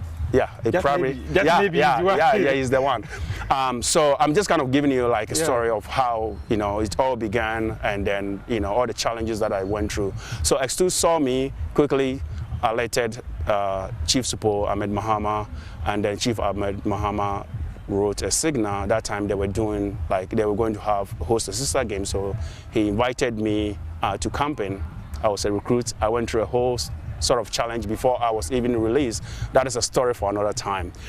But long story short, I joined Sister Games. I competed. I came second in 2011, and then Professor Francis Dodu, who is the former athletics chair, was there. He saw me and he invited me to national camp. And then from there, I had opportunity, instead of going for duties and other stuff, I had opportunity to stay in camping, to train, better equipment. And then I was selected for the African Games based on my performance in Porto Novo. That was 2012. And then I won silver medal. Yeah, I remember. I mean, from 60-something to 73. So that is how I started. And I was like, okay, now I can do it. I've realized that if I have better coaching, I have better equipment, I'll be able to do it. And better environment. Thank you. So Prof. Dodu had kind of a model that he pushes through, given the fact that Ghana will still lack infrastructure. We still lack coaching, so he had a model to kind of shape athletes that have potentials of making it to the Olympics. So I went through another series of transition where he and the GAA members secured a scholarship for myself and some of my teammates. I think we were 3 when we started, and then a few years later, he continued sending a whole bunch of athletes like Janet Amposa, Samson Larry, Agnes Abu, Ilmarada. So you can mention a whole bunch of athletes, right? So it was through his model that gave me that exposure and that gave me that courage. And once I go to the US, better equipment, better facilities, better coaching. I don't have to worry about food. I don't want to worry about good nutrition, treatments. And that is why I took off. That's why my career took off. So I just wanted to give you a bit of a background. That's actually the story I was looking out for. But there was one story or one area you said it is a story for another day. The challenges you had to go through to be released by the police service. What were some of those challenges? I think I want to kind of pause on that. I don't want that one. To release you? Not really. I think I have been one of the. I have been very, lucky. I have been very I've received so much from the country, support from the police service, from Mr. Ahmed Mahama, Chief Super Ahmed Mahama, from GA, from Professor Francis Diodu. I think I have been one of the biggest beneficiary of all these institutions and people that I've mentioned. So when I say a challenge, it's not a challenge that challenges an individual are quite positive and negative. Yes. There are challenges that reinforces you to get better. Sure. Were those challenges that reinforces John and Poma to say, okay, this should be a stepping stone for me to fly high? Every opportunity that comes my way, I take advantage of it. Rain or shine, coming here, and that has been my career, from the beginning of my career. Those obstacles that comes my way, it pushes me. Anytime I see an obstacle in my way, it really makes me, force me to really do extra. In fact, and I'm going to give you like an example. In the javelin, we have tailwind, we have headwind. Headwind is when the wind is blowing in front of you, and then we have a tailwind when the wind is blowing behind you. It supports you. In the track and field, it will be, if it's anything above 2.0, it's negative. Like they won't count it, right? But in javelin, it's not like that. Most javelin throwers like it when the wind is blowing behind them. It gives them like an opportunity. I have never had a personal best in that situation. All my personal best has come when the wind is blowing towards me, against me. Wow. It gives me that kind of, it pushes me to really think about my techniques, number one, and also I use the wind as like a force to really attack it. And in so doing, I've always had a PR or personal best in a headwind situation. So this analogy goes to like any obstacle that comes my way. I'm just trying to say that any obstacle that comes my way, I don't see it as a negative. I see it as another challenge, a positive, and it really pushes me to do extra. So that is what I would say. I'll come back to this story, but family-wise, how many are you? Upbringing from home? What kind of support did you get from home? And how did that set the tone for you to get here? So family, don't know much about sports. We are a family of 7 siblings, my sisters, my brothers. I'm like kind of in the middle. Okay. From one mom, one dad. Both of my parents are alive. I think all they do for me is pray for me. the pride of seeing their country. Yeah, that's all. Imagine never watching you. I know. In these African games. I know. In fact, I think because my coming here was kind of a last minute. It was kind of, I didn't really talk about it or publicize it, but all of a sudden the news broke, and then oh my goodness, the calls that I've been receiving, the text message from friends, the Facebook hypes from my elementary school, high school, JS, man, I didn't know I have that kind of love and support. So with my family, that is the support that I think I have for them. They have always been rooting for me, always proud of me. I am the only person who did sports in the family. My mom was a runner when she was younger, but I think I picked it from my mom's side a little bit. You took your mom's DNA? I think I did. Your father would not be happy to hear that. Well, he'll be fine. Yeah, so yeah. I have other relatives who also did a bit of sports, but in terms of getting to the highest levels, it's just me. But they've always been rooting for me, and they've always been proud and praying for me that I kind of to have me as a brother in their family, and I'm just proud of them too. My wife is back in the US watching me. I met my wife through sports. Professor Francis Diodu recruited my wife. Her parents are from Ghana, but she was born outside. And per our constitution, right, you know that if your parents or grandparents are from here, technically you can compete. they won't allow you to vie for office though. But anyways, that is another story. So in 2014, Prof. Zodu, another model that he introduced was kind of boost the Ghanaian contingent with foreign like third or second generation immigrants who were born outside, Ghanaians who were born outside, who and willing to compete for Ghana. And willing to compete for Ghana. Yes, so he brought a lot of people. In fact, he still does. We have a shot putter, Jima, Flanks, all these kind of guys, you know them. And it really boosts, our team, and we did very well. So that model, so when Julia, my wife, came on the team, she was a thrower too. I think she holds the national record in discus. Now you're going to produce throwers in your house. We hope so.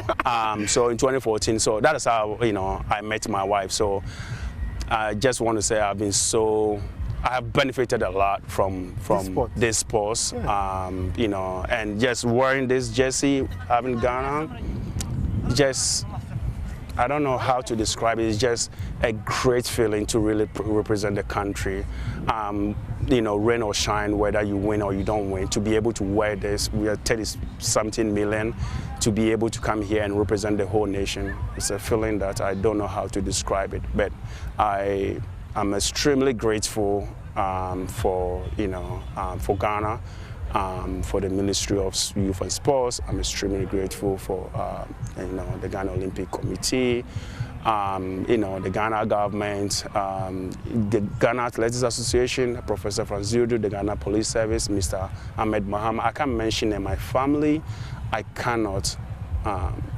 Talk without giving them the thumbs up for what they've done for you. Yes, but extremely grateful. But tell me one thing. There are many things that, like you mentioned, in the African Games when you went there and you won a silver medal. Sometimes it's quite rare, considering the fact that we always pride ourselves as a country of athletes, but hitherto we hardly paid attention to an area like javelin, an area like shot put, an area like even high jump and triple jump and all those things. But you stood out as one of the few who used javelin to actually sell this country so much. Tell us, what are some of the things that are required that we have to do, not to just focus on the tracks, but know that on the field as well, we have athletes who can really do great stuff. In fact, you've chalked some successes in that area. Yeah. So, yes, that is, I think it's not just javelin, but, all the other field events. It's not a very known kind of, people are not used to. There are some events. I mentioned steeplechase and someone was like, what is steeplechase? Yeah, what is steeplechase? So I think it starts with the media. People get to know. No, I'm not. I'm actually saying that to be able to kind of draw people's attention that track and field is not about running. Yeah. It starts with education. And once in a while, you're going to have the John and Pomans, and others who come up and then draw people's attention, and they will be like, oh, so javelin is also part of athletics, right? But if you Fent, Sadiq Adams, Kevin, Yao Fosu, Benghazi, mention names. They, if you guys begin to talk about, just a segment and just talk about every event under track and field, one by one, I think that is where the people are going to be like, and potentially also project some Ghanaians who have succeeded in that field. Then that really draw people's attention, because people watch. You guys have a lot of viewers, and you guys are so powerful. And I think that is where people are going to begin to realize, oh, okay, there's a sport called javelin or shot put or discus. Hammer throw. There's so much potential in this country, but everybody want to run. I started as a runner because I didn't know what javelin was. It was until I got to high school that my coach saw me and said, you are big, you can throw, just like that. And that is how it began. But if we can project some of this stuff and the kids are seeing it and they say, okay, maybe I'm not fast like Joseph Polamo or Benjamin Zamati, but I can throw. I don't have to throw, run a lot to throw the javelin. I can do just 20 meters and throw the javelin. Let me go try it. I mean, some kids are throwing catapults and they're throwing stones, hitting people's car. Just give them the javelin. Just, expose this sports, this field to them. And they'll be able to kind of think about, like I said, the equipment and the facilities are very important. But there was a point of time where I was using stick to throw, to train. Julius Yogo, he started with YouTube. There's so many people that started on this continent learning how to throw javelin by using unconventional equipment, right? But if people don't know that there's an event called javelin that people can really train and really go to the Olympics and compete in the javelin, how are they going to know? Javelin found you, or you found javelin? But I think that's a good question. The eggs come before the hen, or the hen before the eggs. I would say people. My coach discovered me, so I don't know. You've not answered the question. I would say javelin found me. Yeah. You were destined to be someone to throw. Maybe that's also another way of looking at it, or kind of explaining. You've spoken so much about what the sport has presented to you, and then you've also brought the responsibility to my doorsteps and that of my colleagues. As media, we have a role to contribute in terms of letting people understand that when we say athletics, it's not just about people sprinting, or people doing a marathon or a half marathon and all that, but to also speak about the other disciplines like the hammer throws, the discus, the javelins, and all that. I want to have an understanding of what some of the career opportunities are for someone in your area of, we are a people, right? Yes. We always look for a success. Mm-hmm. Oh, if this person succeeded, then I can also do it. Yes. So what are some of the opportunities that if I decide to get myself involved in javelin, I will succeed? Okay. So one, I think I would say find what you love. If you find what you love, success comes automatically. If you don't love what you do and you're thinking about maybe I'm going to get money from this, I'm going to get this from it, and if you're not getting that, then that is where you begin to kind of pull back. I love to throw. I think, like you said, maybe I was destined to throw. I always love to throw, and I love to wear this vest all the time.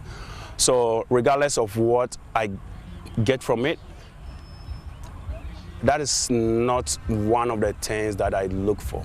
Right, so but the motivation is there because I love to do it. I love to throw javelin. I love to throw stuff. But let me put that aside and just answer your question straight. Like when you're talking about success, here in even the University of Ghana, I've heard, I'm not too sure, and you can correct me if I'm wrong, that there are athletes who are basically having like a free scholarship where they are not paying fees. Yeah. It is most of the universities. I know UDS, I know this school, I know UCC, where I schooled. So I know. In fact, Rosie Ebua was one of such. That's the first benefit. That's the first benefit, to be able to have free education without paying a penny. I couldn't go to the university because my parents couldn't afford. Here in the Ghana, but javelin paid. I have 2 degrees for free because of javelin. I have a bachelor's, a master's. I'm pursuing my PhD right now. So if you are talking about benefit, that is a benefit right there. That's right there. But the other not so important benefits, I stay fit. It motivates me. I have met so many people had it not been javelin. I have traveled to so many countries having not been javelin. I have a full wife. I have a wife because of javelin. So the benefits are just countless. But like I said, more importantly, even if you take all these benefits out, I enjoy throwing. I have competed for Ghana when some of my teammates too, without receiving a pay per diem. And we still did it. I mean, at that time, I can mention the date, but it's not part of this conversation. But that is how much I love Ghana, and that's how much I love to throw the javelin and compete. But you did it without per diem. Yeah, there was a time that we've competed without per diem, and we were made aware. Ah, you were too? Yes, we were made aware, but we still did it. And we could have said, otherwise, right? Because, like you said, if we were thinking about, like I told you, that it's not just benefit, then I would say, yeah. But every opportunity that we put this jersey on, there's something that I don't know how to describe. It's not about money or, so that's why sometimes athletes will get a bit frustrated when people put pressure on us, like, oh, they are not winning medal. Nobody want to win medal more than the athletes. I'm the one that is training. I'm the one that is putting my body, sacrificing, can't do this, can't do that, can't so much. I want to win. Nobody want to win more than me or my teammates, right? So that is the benefit that I can mention. But in spite of that, you have to also be motivated to get it done. To get it done. In fact, just like you mentioned, I've said it 1,001 times. Sometimes it is okay to be disappointed that the athletes you look forward to win did not win, but it gets out of hand when we become abusive. Uninterrupted power supply and other life-saving equipment dependent on stable power have been destroyed. We got a conversation on this morning. In the studio with me, first of all, is Professor Titus Bayu, former General Secretary of the Ghana Medical Association. We'd also be joined by Dr. Anthony Siasari, former CEO of CAF, and Bright Ebisanyako, National Chairman of the Coalition of NGOs in Health, all coming together to get into what really is the power situation and how it's affecting our health sector. Join me for that conversation. Professor Titus Bayu, thank you so much for joining us in the studio. I'm sure you've been following the issues, especially on these power outages. So let me start by asking, what are your initial thoughts on this conversation? Yeah, good morning and happy Easter to you. Happy Easter. It's an Easter picnic morning for all of us in the country, and let me say a very good morning to the people listening to me from Lambuse. If I have your permission, let me greet in my local dialect, the Easter greeting. So I will say first in Sisali, Easter Wero, and then in Dagari, in Easter Yani. And it's just greeting the Easter morning to everyone. I know people are in their churches and everywhere for picnics this morning. And we are happy to be here to have this discussion. I think it's very disturbing. My initial comment will be that it's very, very disturbing and disappointing. As a clinician myself, one who works in the surgical space, I think it's unacceptable. And not under any circumstance should this be accepted anywhere in the world. But what is even more frustrating is that it's erratic, without a schedule, and the hospitals cannot plan. And maybe I just explained to you what I mean by the hospitals cannot plan. In the hospital setting, we have emergency situations and we have planned situations. So if, for instance, the hospital knows that we would be out of power from this morning till evening, they could decide not to schedule any elective surgery at that time. Elective surgeries are planned surgeries. So to plan and take someone to theater only not to have power is unacceptable. I mean, it violates all our fundamental ethical principles. If you come in an emergency, we have to operate you. That is an emergency. Power or no power, we go in, because if you don't go in, the worst could happen. But if you are stable and we initiate the process with an uncertainty of the supply of power and something happens, it's very, very, very unethical and unacceptable. So the erratic nature of it doesn't help.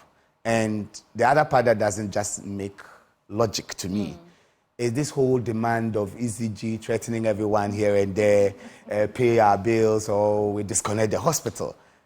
It's just strange that the power distributor can actually issue an ultimatum to a hospital.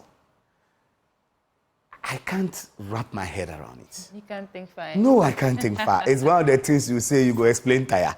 I mean, is that to say that the ECG boss, their workers and staff think that they can never fall ill and be in the hospital? Maybe on your way to that press conference or on your way to even to that hospital to go and disconnect. what if you fell unconscious there and you need to be on a life support machine? What happens to you? You know, I mean, these are things that I think is the last that should have happened. And I have a few documentations that, if you look at the genesis of all of this, there was a letter from the Ghana Ministry of Health to its agencies. This was dated in June, I think June 2023, where the ministry wrote to the agencies like the teaching hospitals, the Ghana Health Service, CHAC, that's the Christian Health Association, and informed these agencies that they had had some discussions with the ECG and they wanted to settle indebtedness. Now, if you look at the requirement that the ministry put in there, with your permission, I'll read some specific things in verbatim.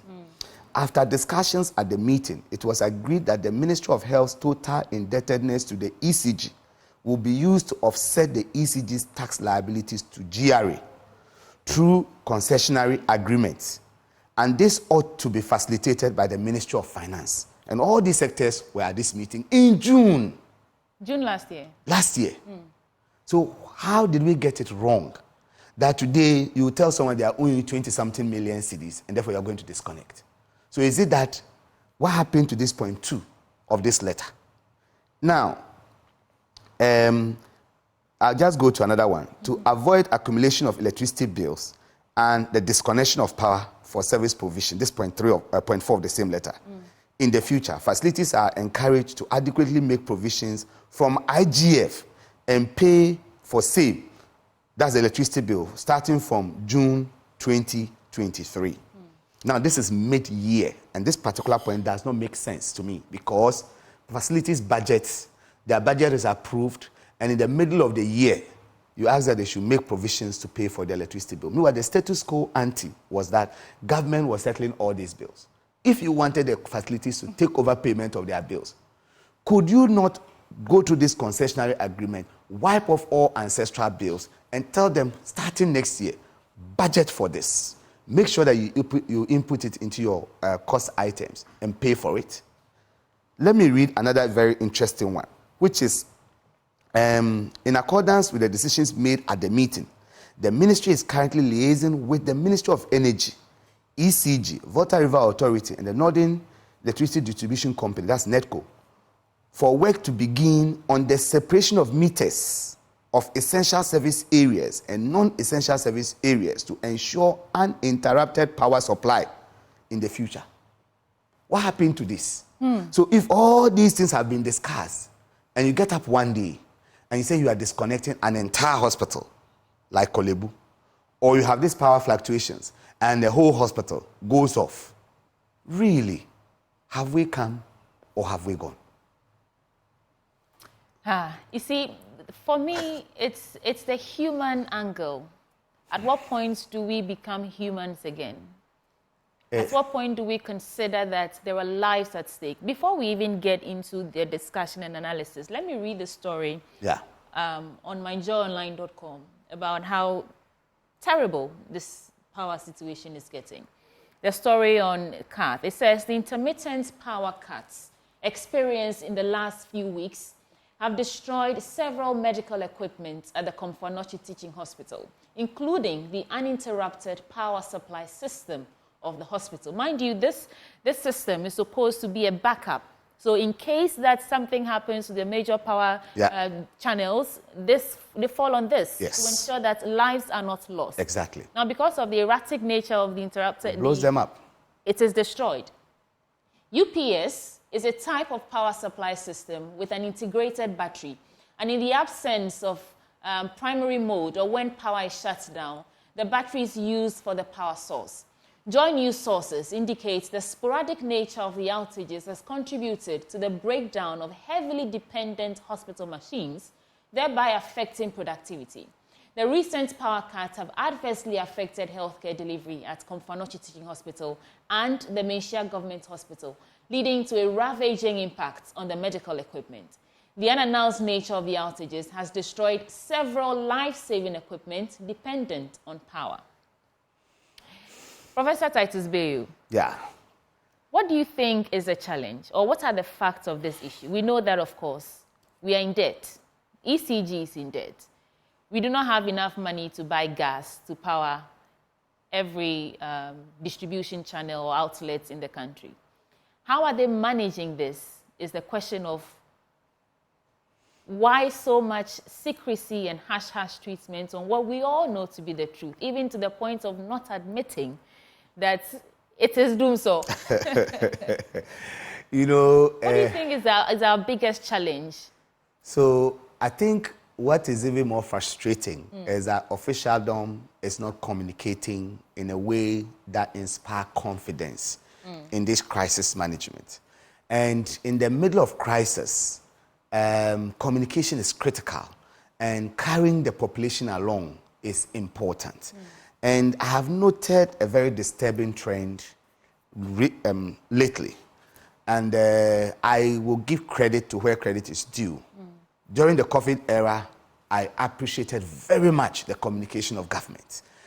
But since then, a lot of the things that have happened has left much to be desired. Look, when you look at our financial situation, when we're having economic challenges, some of us started making noise. Government have to call a national consensus meeting, let us all sit down, let's discuss the problem. And they said there was no problem. We are never going to the IMF. We are a proud nation. And when you make statements like that, and you are not a man who is very humble, it's very difficult to eat that humble pie and go back. We ended up going to the IMF in a moribund state where we needed resuscitation, in a state where we cannot negotiate. Now, government makes emphatic declaration that I'm going to keep the power on. The president states it emphatically, I'm keeping lights on forever. You are never going back to the dark days of doom. So now, with this and in the face of the reality we face, then it becomes a challenge for the government to come out and say, okay, we said we have a problem, but we will never go back to doom. So, but the truth is that we are there. So let's manage. But I think that admitting the challenges to us is a lesser evil than grandstanding, maintaining your pride while people suffer. And in the case of the health sector, lives are at stake. A simple statement by the government, and that, look, this is what we thought, but we have a challenge. What is the challenge? I'm hearing, I'm not an energy expert, but I'm hearing that, look, there is a supply issue, which makes more cogent argument than you to tell me that is it transmitters or some things have blown up, 600 of them, and therefore you are not able to maintain the supply. The challenge is coming from Gridco and not ECG. We don't care about all of this. All we care is that, will I have power or not? If I cannot have power, will I know when I will not have it so that I can plan with it? And there's a general sense of understanding among the Ghanaian people. Yes. There might be times where we don't have power. Yes. It's been part of us since forever. Light off. We call it light off. Yes. Even before doom. So we are not energy sufficient. We are not so saying please admit it. And when you are faced with such a challenge, you are sleeping in darkness. And then they are telling you in your face that there's no light off. And look at what is happening in the hospitals. I'm sure we will come into the details of that. Look at what happened in Tema General Hospital. Look at what you have just read from Konfanochi. I personally have had an experience, and at some point I will share here. I will not want to mention the name of a hospital, but as a gynecologist, I was in theater performing a very difficult pelvic surgery, removing someone's uterus. In the middle of that surgery, light goes off. I expect the hospital's backup plan to support me. It didn't come on. Unknowing to me, this backup plan was faulty, where patient is completely asleep on a life support machine, what we call the anesthesia machine, and is ventilating the patient. That machine then starts to run out of power. And then everybody says, Prof, can you hurry up? How do I hurry up when I can't see? When I can't suck out blood? When there's darkness in there? People are using phone torchlight for me to see. You know, this, if it's an emergency, is understandable. But for a planned surgery that somebody is walking around, went to work on Monday to Friday, and then decides to come in on Saturday or Friday for a surgery, and I subject that person to this, does that make sense? It doesn't. These bills may be settled, or the concession arrangement may be done, but if lives are lost, can we bring those lives back? So what was the value that the government is placing on the lives of the citizenry? That's the question. And at this point, I want to bring in Bright Emi Sanyako, who is a national chairman of the Coalition of NGOs in the Health.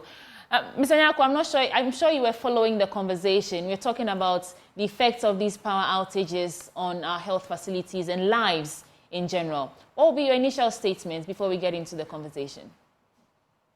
Thank you very much, my sister. I think I was following the conversation, and Professor Abiyu has said it all. It's a very worrying situation for all of us as patients and community groups. You see, this is actually unacceptable, and government has to take rigorous steps in doing something about it for people to have confidence back in the facilities and then the hospitals that they attend. We have nowhere to go than the facilities that are in Ghana, and we cannot sit there and watch that we lose our families, our loved ones, our children, and then the very respectable people of Ghana in the way we are seeing things now. We think it is not acceptable at all. So the question is, should health facilities actually experience power cuts, no matter the circumstances that cause it? Should health facilities experience power cuts, even if it's load shedding? Where does it stand? What does the law even say on this? Okay, so the first... Sorry, I was referring to Prof. I'm sorry about that. I was asking right. Prof. I'll bring you in, yeah. So I would say that it is unacceptable, not under any circumstance. But we have a fundamental problem. Okay. And the fundamental problem is that our energy needs are not sufficient all the time. Technical faults can occur. And another fundamental problem is that if you go into our electrical distribution system, health facilities are not put on a separate grid. So it means that they blend within the communities in which they are, which is an error on its own. Ideally, health facilities should have been supplied with dedicated lines so that they can be isolated from any unexpected power outage, or even when there's supposed to be a load shedding, they can be separated from such load shedding. But in some places, health facilities are integrated into the normal grid, and therefore it's difficult to tease them out. That said, if the ECG or the power distribution companies want to do this is something that can be rectified. And as was proposed in that letter, the request also for separate metering in the hospitals, even within the hospital. If you go to a big hospital like Kolebu, you have medical student hostels, you have nursing hostels, you have staff accommodation on the compound. Okay. Then within the hospital, we have records, we have the offices, we have the theaters, we have the intensive care units, we have wards where patients are lying. How are these meted? You get what I'm trying to say? So if they are all on common lines and you cannot separate, then it becomes a problem. Now, if all these things are addressed such that you can do the separate metering that they are talking about, and they ought to be careful with the advent of the softwares that we are using, the digital system that we are using. There are some parts that were not considered essential, but they are now essential. So for instance, the records or the administration where the server sits. Because when that server goes off, I can't access any information on the patient. So you might only be thinking about the theaters or the intensive care unit. You go to stores. Stores, everybody will say, oh, that is just where we are keeping staff, so it can go off. Mind you, that's where our vaccines are kept. Vaccines are regulated in a very tight temperature. I'm wondering what all these fluctuations may have happened to some of our vaccines. At the end of the day, if the vaccines go outside the temperature range where they are considered efficacious, their safety, their efficacy becomes a challenge. You may give it to the person, all right, but don't get the desired benefit. So some of the impact is immediate, others are long-term. And therefore, if you put all these together, I would say health facilities should not experience any form of outages. But for us to get to that point, it has to be a process. Government must assist these health facilities to get enough backup power, because power systems is an engineering problem. It can go faulty any time. Just as human, the system is. You can be fine today, tomorrow you'll be sick. Yeah. So we will accept 1 or 2 blips here and there. But when they happen, what is the backup plan? Government should by this time can come up with a national project to assist health facilities to buy backup plants, because the smaller facilities don't have the capacity to buy. Second, solar. Why can't government install solar in some of the health facilities as backup or complementary power to the national grid? If we have this multimodal power supply, then you are assured that even if you get a little blip in the power supply, some other alternate means will come in. Like the uninterrupted power, UPS. Exactly, to maintain it. Because once you get a break in supply, depending on the nature of the health facility and what is being done at that time, a life is at risk, you know. At this point, I want to bring back Mr. Emi Sanyako as the chairman of the Coalition of NGOs in Health, referencing the issue from Tema General Hospital where we saw a baby lose its life. And now we are hearing that the Konfanoche Teaching Hospital, their uninterrupted power supply facility has been destroyed, same as the Minsha Palace Government Hospital and others. As an NGO or coalition of NGOs, I know that you are not doing it for any gratification aside saving lives or from the human interest angle. Is this challenge something you're familiar with, and how bad is the situation really? My sister, thank you very much. So you also agree with me that though in the past we have experienced bits and pieces of these things, it's become more relevant these days. And then viewing from the point of view of the General Hospital and other places that we cannot even establish because we couldn't see videos or audios about them. This has become very critical to all of us, where critically ill patients are losing their lives. I mean, they are at a higher risk of losing their lives that we cannot bring back. We could look at how equipment that were bought, very expensive, are also breaking down. Professor Beyo talked about the vaccines, and if we want to go there, we would even be vaccinating our children under 5 and then adults with something we cannot talk about because of its efficacy now. We will be experiencing a whole lot of breakdown of very valuable hospital equipment, and that is what we are speaking to for government to understand us and then make progress. You see, it has a very serious impact on our lives as people and community members.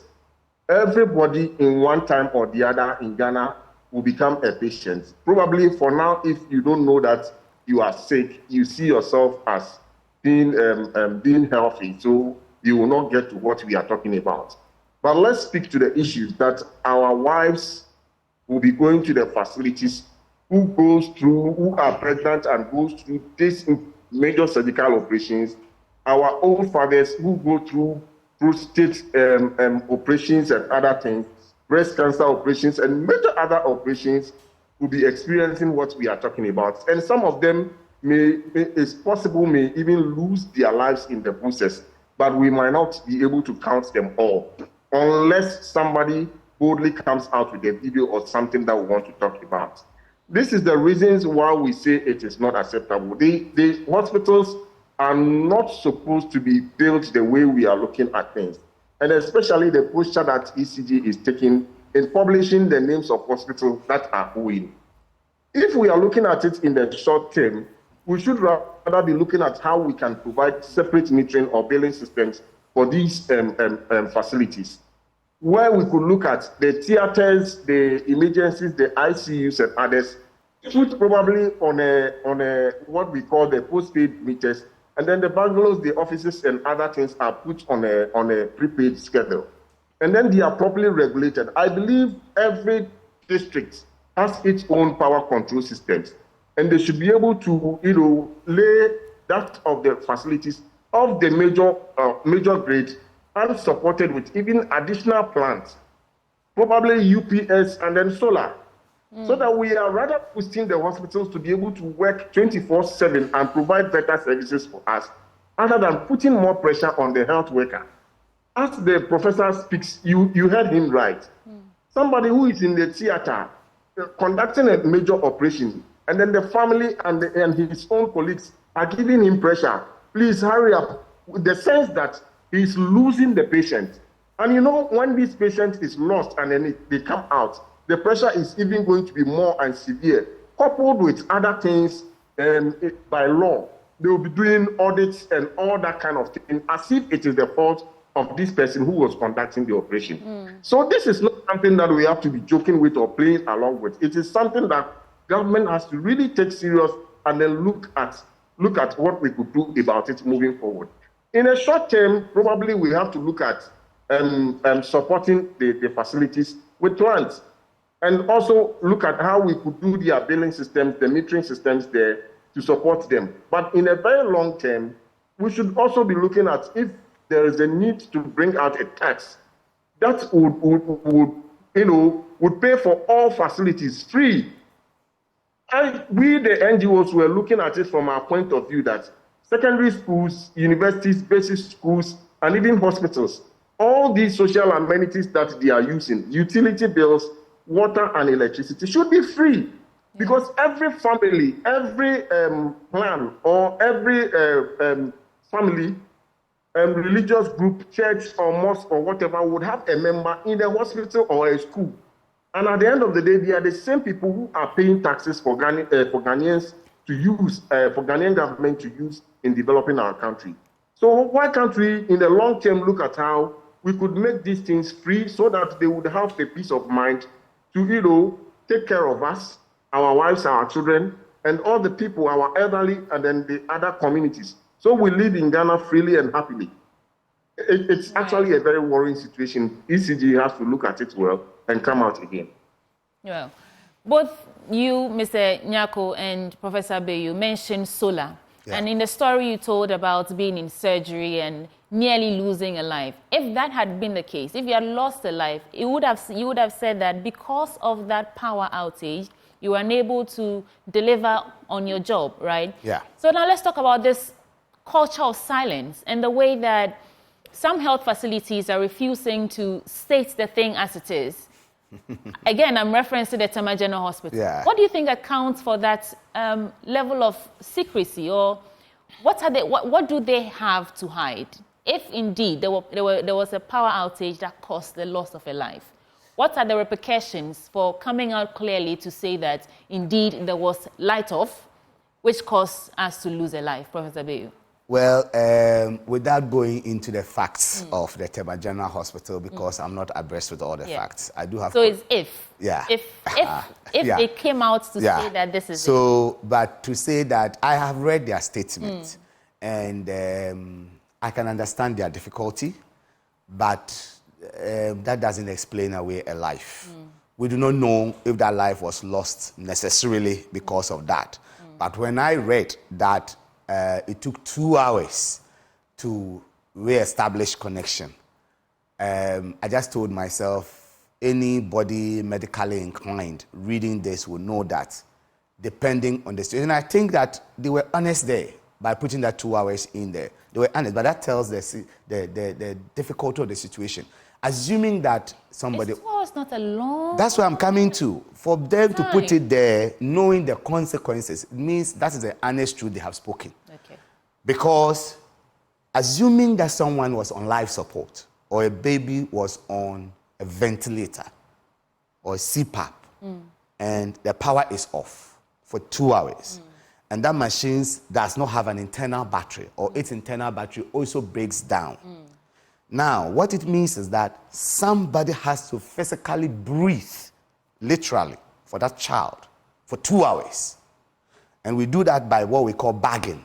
Yeah. So somebody standing there blowing air gently into that child for 2 hours. Humans are not designed to function that way.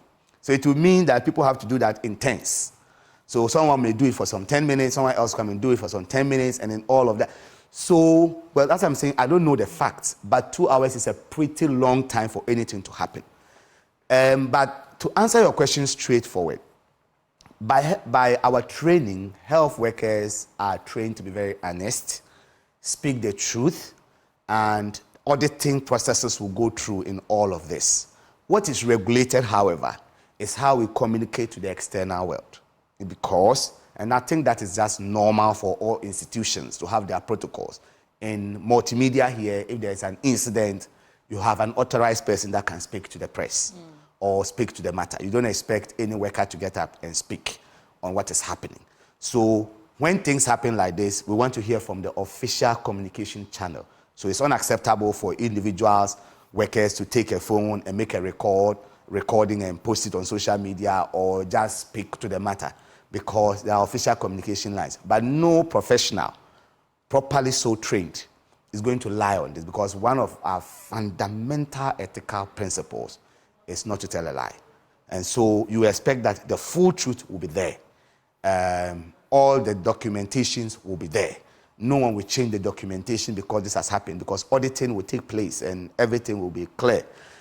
Whether the institution or the agency or the ultimate person responsible is willing to bring all that public is another question for interrogation.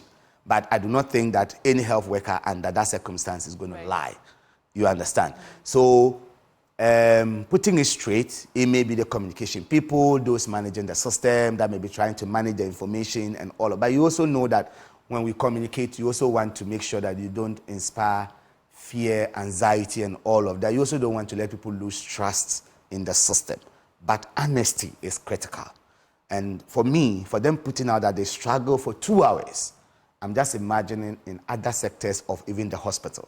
So assuming someone was in a theater and had to continue for 2 hours without light, assuming someone was being ventilated or on dialysis, the machine will shut off. So what happens for that 2 hours? Yeah. And if you're on dialysis, what you know is that the machine takes a significant portion of your blood into itself, purifies it and brings it back. So assuming that there is an abrupt cessation and a significant proportion of your blood is inside the machine, and what is in you is not enough to even sustain for a long time, what happens to you? So a lot of things can go wrong, you know. So like we are saying, the best is to prevent it, you know. But I just don't think that any professional, a doctor, a nurse, a midwife, would conceal the truth. I'll take that in good faith. Yes. Mr. Nyako, you mentioned that we need to plan ahead. We need some sort of long-term planning and strategy if we are going to stay afloat in this current power outages. What are some of the things that we should be doing or looking at doing? I mean, how do we reconcile where we are? The real situation is that we do not have enough power for everyone, and health facilities need to operate on power. From where you stand, what can we do about the situation? So thank you very much once again. So you agree with me that there are very basic things we can put in place now. We can strengthen our maintenance systems at the various facilities where they have the plants. Those that they don't have, buying the gene sets or the solar system or even UPS that will be able to sustain their power for some time now, it is not a big thing for government to do. So in the short term, we have to look at getting even facilities that do not have the plants, some plants, to support their power systems, instead of chasing them to come and pay their bills, so that they are able to take care of their patients. We should also look out that we are not preparing communities and people to lose trust and confidence in our health facilities. Then we are doomed forever. I think government should also not think, or facilities themselves should not think of shifting the costs of electricity onto the patients, which will be too much for them to bear as we sit now. But in a very, very short term, the electricity company and then the facilities should have some form of dialogue to look at what they can take off the various departments in the facilities, i.e. the theater, the ICUs, the emergencies, and the wards, and look at what they can do for them. These places are very critical because they have a kind of an in-service or an IPD case of operations, and they need electricity 24/7. So if they are supposed to put these ones on a billing system that will be able to provide them sufficient power throughout the 24-hour of their operations, it is good. If they don't have the plants, government should support them. Then in a lasting solution where we are thinking of sustainability of these services, we are thinking that government should look at other taxes that they can exempt. Probably they can take away what we call COVID-19 and the others, and look at probably rewarding those taxes to take care of the payment of utility bills for these public facilities. The hospitals, we talk about the schools, the junior high schools, the senior high schools, and even the universities. Very soon we are talking about the health facilities. It will hit the secondary schools, and all of us will come back to discussing these same topics on TV and in the public event again. What long-term measures is government putting in place to absorb the cost of these facilities, and especially for the health facility, exempt them from all these kind of schedules and maintain a proper power supply for them to do their work and protect Ghanaians? Today, you might have your money even to go to the hospital and pay, but it is possible that you are going to lose your life because there will be no adequate power supply to sustain you on the machine that you are kept on. And when that happens, the whole family is going to be in turmoil, and then everybody is going to go through this hardship because they have lost the breadwinner who in other sense would have been able to sustain his or her life when there was power on. So we should rather look at backing them up, providing backup systems, rather than rushing on them to pay bills and so on and forth. That and all these things hit back at the communities and the families, and then we lose our citizens instead of protecting them. It is not a good strategy to be chasing health facilities to be paying bills in that order where ECG is publishing their names and so on and forth. Yeah. It is not a very good strategy at all. We think they should rather look at how they can sustain their power and take them off the major power outbreak systems and provide them with a requisite schedule where it will put them in a position to prepare themselves for any eventualities rather than chasing them out with these things. Thank you. Thank you. So planned taxes and some long-term planning from governments. But these plans, I wrote down what's the cost. How much do these plans cost? For instance, for Tema General Hospital, for instance, if the government is supposed to provide them with a plant that they can fall on in the absence of solar and the actual power from ECG, what are we looking at in terms of figures? So I cannot give you exact figures, but I believe that a place like Tema General Hospital, it's not like they don't have a plant at all. They have a plant. Probably it is old and some parts are weak. They is it big enough to accommodate all the facilities and equipment that the hospital, would need in the absence of power? So that is why I said they should look at how they could divide the facilities and what they put on the others. Okay. If you look at the emergencies, the theater, the ICUs, and then the other places, they could put them on a separate plant. And then the others could look at probably the offices and the other spaces, could look at maybe a solar, which doesn't actually demand so much from them. It's just the comfort bit where they could put up their ACs and other things and use fans. But at least for the main power, we have to put them on this gene set where they will be able to have adequate power supply to be doing the work they have to do. Places like the theater and other places, we have to give them a specialized plant where they have power 24/7 to do their work. And that is what we are proposing government look at and do for them. Right, thank you. Before I come back to you, Professor Bayo, on what's the way forward, I want us to stay on the gravity of the situation. Okay. There are some sounds from some managers of hospitals. First, let's listen to the General Secretary of Ghana Medical Association, Richie Salome, on what he's saying is the gravity of the situation. Take a listen. It is very important that we put the issue into context. It's not about when only somebody dies, but people may even suffer irreparable damage just because the power has been off. I'm sure you read the Tema General Hospital statement where they said they took 2 hours to solve the problem. When it comes to life and death situations, 2 hours is too long a time. And so it's important that we discuss this issue in that context. Of course, our members across the country are reporting various challenges. Some have had to use torches to complete surgeries during procedures. Some have had to revert to the paper systems because the systems were down. And so it's a challenge. It's a big challenge that is happening across the country, and we need to immediately begin to discuss ways to address that. For us, as an association, we are not bothered about what people want to call it. So whatever you want to call it, we don't really bother about that. What is important is that for critical installations as hospitals, they need to know the timing of these outages, especially where we know that they are being done at certain times, and so that they can plan.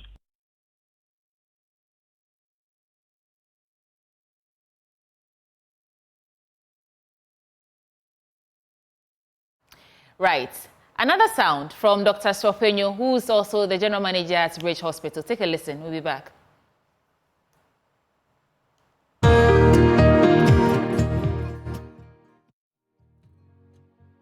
Be sure about, this power. Sometimes you're in surgery and the lights go off. And so it affects even planning. Some surgeries can wait, but if you have a cancer surgery, you cannot wait for too long. So that's why, as a medical association, we are calling for schedule. If we knew, then we say, okay, all our surgeries, we're going to have power on Tuesday. So book surgeries. Patients come on admission Monday, we do surgeries for you on Tuesday. But I'm working in the dark. I book you for Wednesday. Wednesday, there's no power. Genset is working all right, but to what extent? Genset is supposed to be a stopgap. Light goes off, it comes in quickly, so there's no break, and the lights come, but the exception is becoming the rule. We wish and pray things get better for our country. Wish same. Right. So there you have it. Most of these health workers, doctors and managers, businessmen in health and NGOs in the health sector are asking for a timetable. Yeah. Because if you do not know when the lights will go off and you schedule a patient for a surgery that's life or death, which is a life or death situation, you're basically gambling with the life of the patient. Professor Abeyu. You see, I don't know how to even amplify this more, but you notice that we are speaking the same language. Yeah. The General Secretary and my colleague who spoke. And this is not rocket science. Let's say within Accra, if I know that there will be no light around Rich Hospital, and we even have patients on ICU or a patient that needs ICU care, I wouldn't send that patient to Rich Hospital because there are other areas that will have ICU services, like Kolebu, like the Bank Hospital. There are private ones that we could go there for a brief period. So this request for a schedule, I followed it, and when we speak, people put a political spin to it and all of that. Honestly, it does all of us a lot of good, especially in the health sector. Yeah. See, I gave example of individual patients. You may have a medication that needs to be kept in the fridge at home, like insulin. You put it there, and this Ghana, we are at the warmest part of the year for us as a country. So you leave your insulin in your fridge, and you go to work. You come back, lights have been out the whole day. You didn't know, you didn't plan for it. Temperature is 39 degrees. In fact, when I was we just came back from my district, my constituency, the Lambuse constituency. In Lambuse, at some time, it hits 39. Most medications are supposed to be stored at cool temperature, not above 25 degrees. So imagine what will happen to that medication. Taking medication just to kill yourself. It loses its potency and it could become anything else. Yeah. So the importance of a schedule cannot be overemphasized. We should not play politics of it, dance around it. I'm a politician now, but since I've been speaking here, I've never taken any political direction to this. We are looking at what will save this nation and the people, their lives. Sometimes we should be able to put all these political... Look, if you cut someone's blood, you can't see NDC or MPP or GCPP flowing in that blood. It's the same. And there's one aspect of health that equalizes us, and that is the emergency services. It doesn't matter whether you are the president of Ghana. We have had a president die in an emergency before. It doesn't matter if you're a minister. It doesn't matter if you're a clergyman.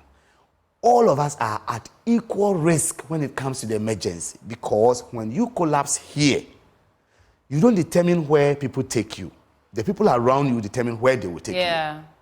You're not conscious and you don't know aware at the anything. time. You can't choose who takes care of you. Yeah. When I train my medical students, I train them and I tell them, I want you to be good because when I am ill, I can't select the doctor to manage me. So every doctor practicing in Ghana must be good. Yeah. So that when I'm unconscious, it doesn't matter which hospital I land in, I know the doctor taking care of me, I can trust. This is the situation we face ourselves with emergency care. And so this power outages is unacceptable. Let me give some quick solutions. If there's time, I'll elaborate on them.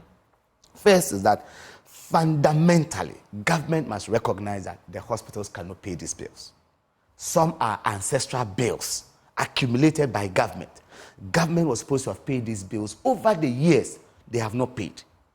In this discussion that involved Ministry of Finance, Ministry of Health, ECG, they came to agreement. ECG has tax liabilities. The ECG should do like a swap. Like a batter, yeah. Clear off all these bills. If government wants the facility to take up the bill, first thing is that you are talking of IGF. That would mean that facilities are going to be charging people, which you do not want. Which the NGOs in health is saying, no, health is a social service. People should be able to access healthcare. Imagine that a facility decide, like Kolebu decide that we are putting 10 cedis on every patient's bill for electricity. You will get a public outcry because that 10 cedis will prevent someone from accessing healthcare. And so this must be planned. Most public hospitals rely exclusively on the NHIS. The NHIS pricing model doesn't have any component for electricity. So are we going to discuss it? That if NHIS is going to pay premium for every outpatient, it should pay 1 cedi for electricity, should you pay 2 cedi for every inpatient? If you have surgery lasting this hour, should they add this amount for this? This needs a lot of thought process, thinking through to come to that point. So government must hasten slowly. What I see is that, okay, government says ECG, pay some amount to your power suppliers, and then send a certain amount this way, and ECG is struggling to meet it, and then, okay, let's touch the sensitive centers, healthcare, or go and switch off a school light. No. There will be public outcry. Then all of us will come in. Now saying it's Gridco. Gridco has gone to disconnect the supply point somewhere. So then the people then fight the battle for ECG. This is essentially a battle between two government agencies. ECG belongs to the government. These hospitals we are talking of belong to the government. Why should the innocent patient suffer for it? Let the two sit down and talk. Let us agree what to do. Okay, ECG, you owe me this in taxes. You owe me this. Let's swap. Fresh slate. We are beginning. From next year, this is what we are going to do. Government tell the managers of the facility, because they employ them. Okay, charge this amount for electricity. And this is doable, no? It is doable. Yeah. Or ask NHIS, put something on it for electricity. And then things can be done. That's the first point. Immediate solution is that debt should be wiped. It should never be mentioned anywhere. It doesn't make logic. But Abeyo, they need the money though. They need the money for what? It's revenue. To whom? To the country, GRA, us. GRA? Yes. You're saying that they could do a better. Yes. Now, what would they be getting in return? No, if they scrap these monies. Yes. These are not small figures. No, they are taking the money to go and pay who? They are sending that money to governments. These facilities generate the IGF in trust for governments. No hospital manager. As part of our takes IMF program, yes, they are supposed to, mobilize funds to pay off our debt. So maybe they need the money to offset those debts as well. So I didn't want to go to IMF, but we live in an IMF. If you are taking us there, we will get there. If you go to IMF in a moribund state and go in there and then you accept all sorts of terms, this is what happens to you. You are virtually now going to kill people, virtually, literally. Okay, just to meet conditionalities. What are we saying? Wait a minute. That switch off power to Kolebu, to 37, so that you can mobilize revenue to meet your targets, to satisfy IMF? Definitely not. Now, this money they are mobilizing is because government has given an instruction they must pay a certain amount to power suppliers, which government would have paid that is not able to pay.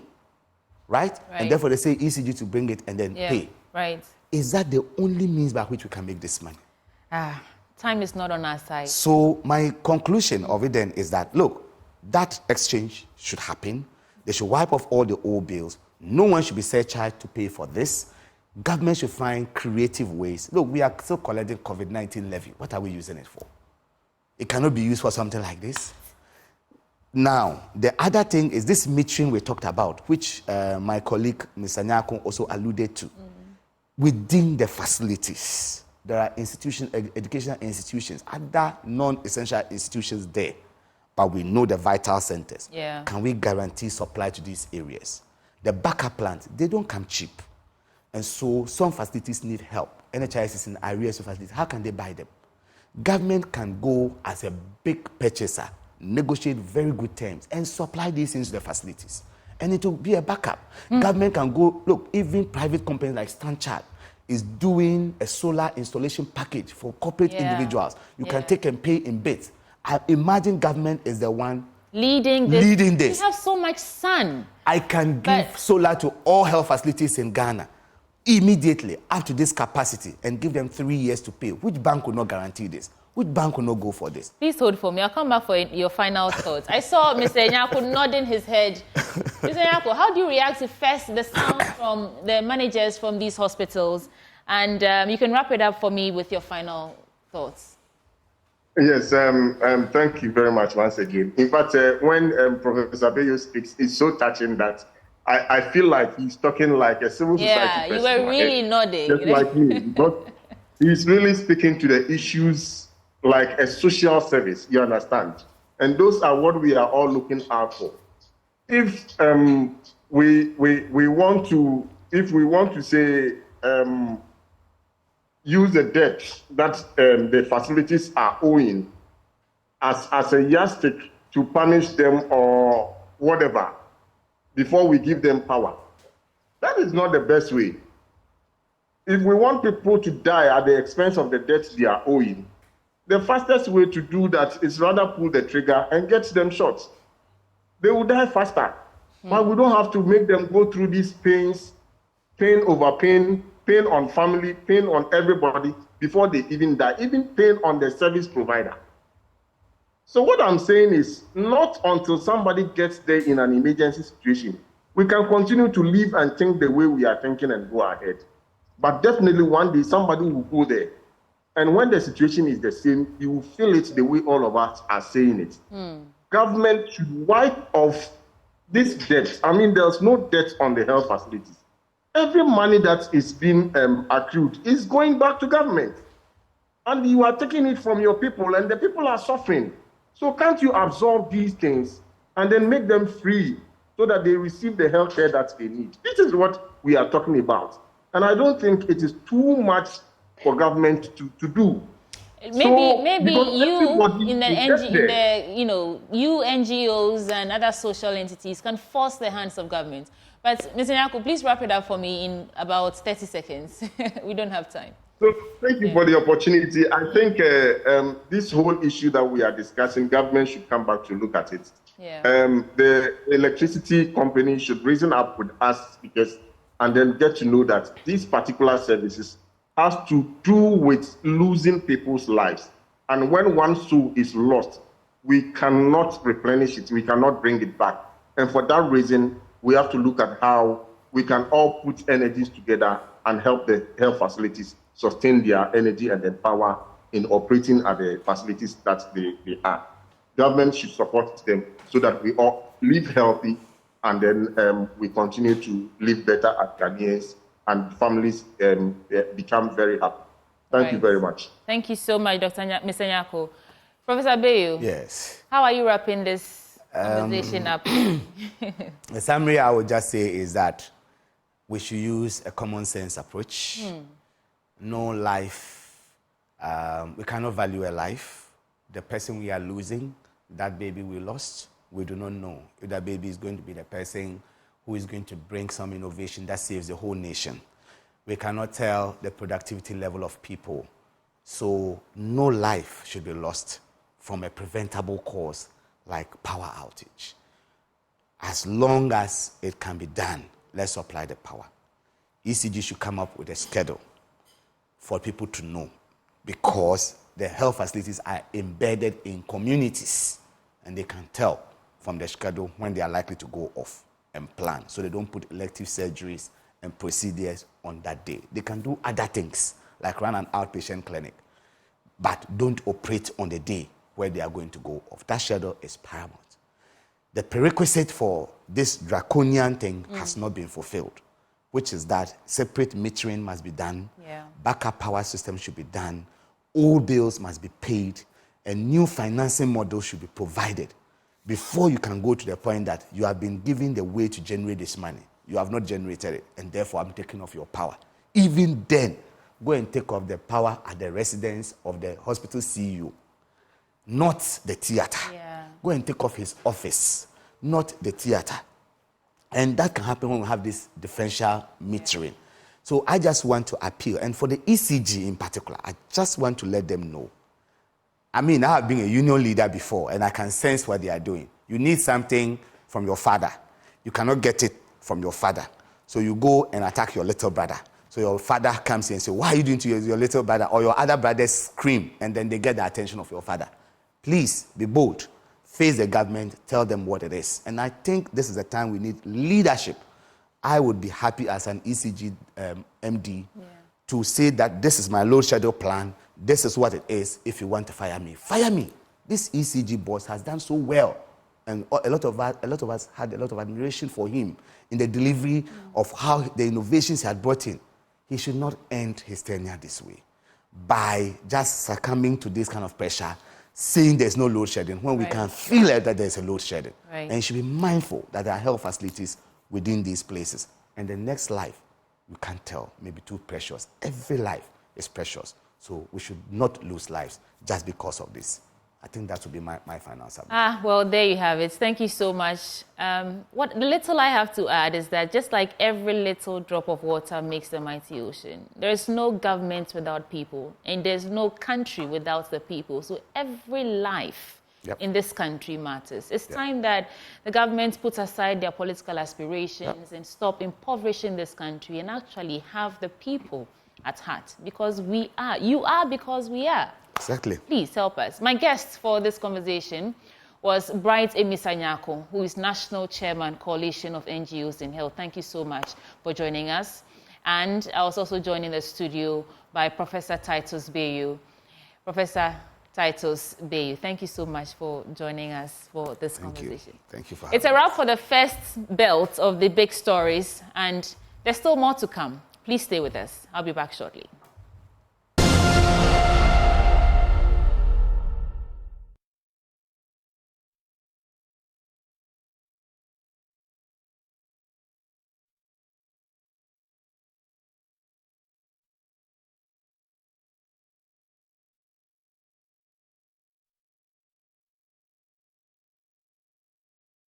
Welcome back. You're still watching the AM show, and we're doing our big stories. It's time for our second conversation. Right now, we're about to analyze a speech by flag bearer of the governing New Patriotic Party, Dr. Mahmoud Bawumia.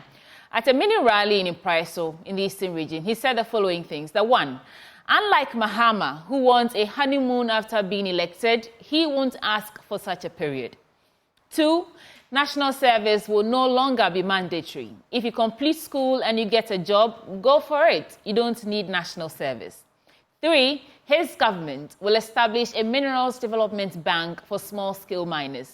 To which they will not ban excavators anymore. We're delving into this conversation with my guest, Dr. John Osai-Kwapong, who's a CDD Fellow on Governance, Dr. Kwame Asasante, political scientist and director of Center for European Studies at the University of Ghana, and Mr. Godwin Ama, General Secretary of Small Scale Miners Association. Gentlemen, it's good to have you. Happy Easter to you all. Same to you. Good morning. Many happy returns. Good morning. So it's election year, and campaign messages are flying all over the place. I'll start with you, Dr. John Osai-Kwapong. Dr. Bawumia is saying a number of things, that he will not be burning excavators. He will,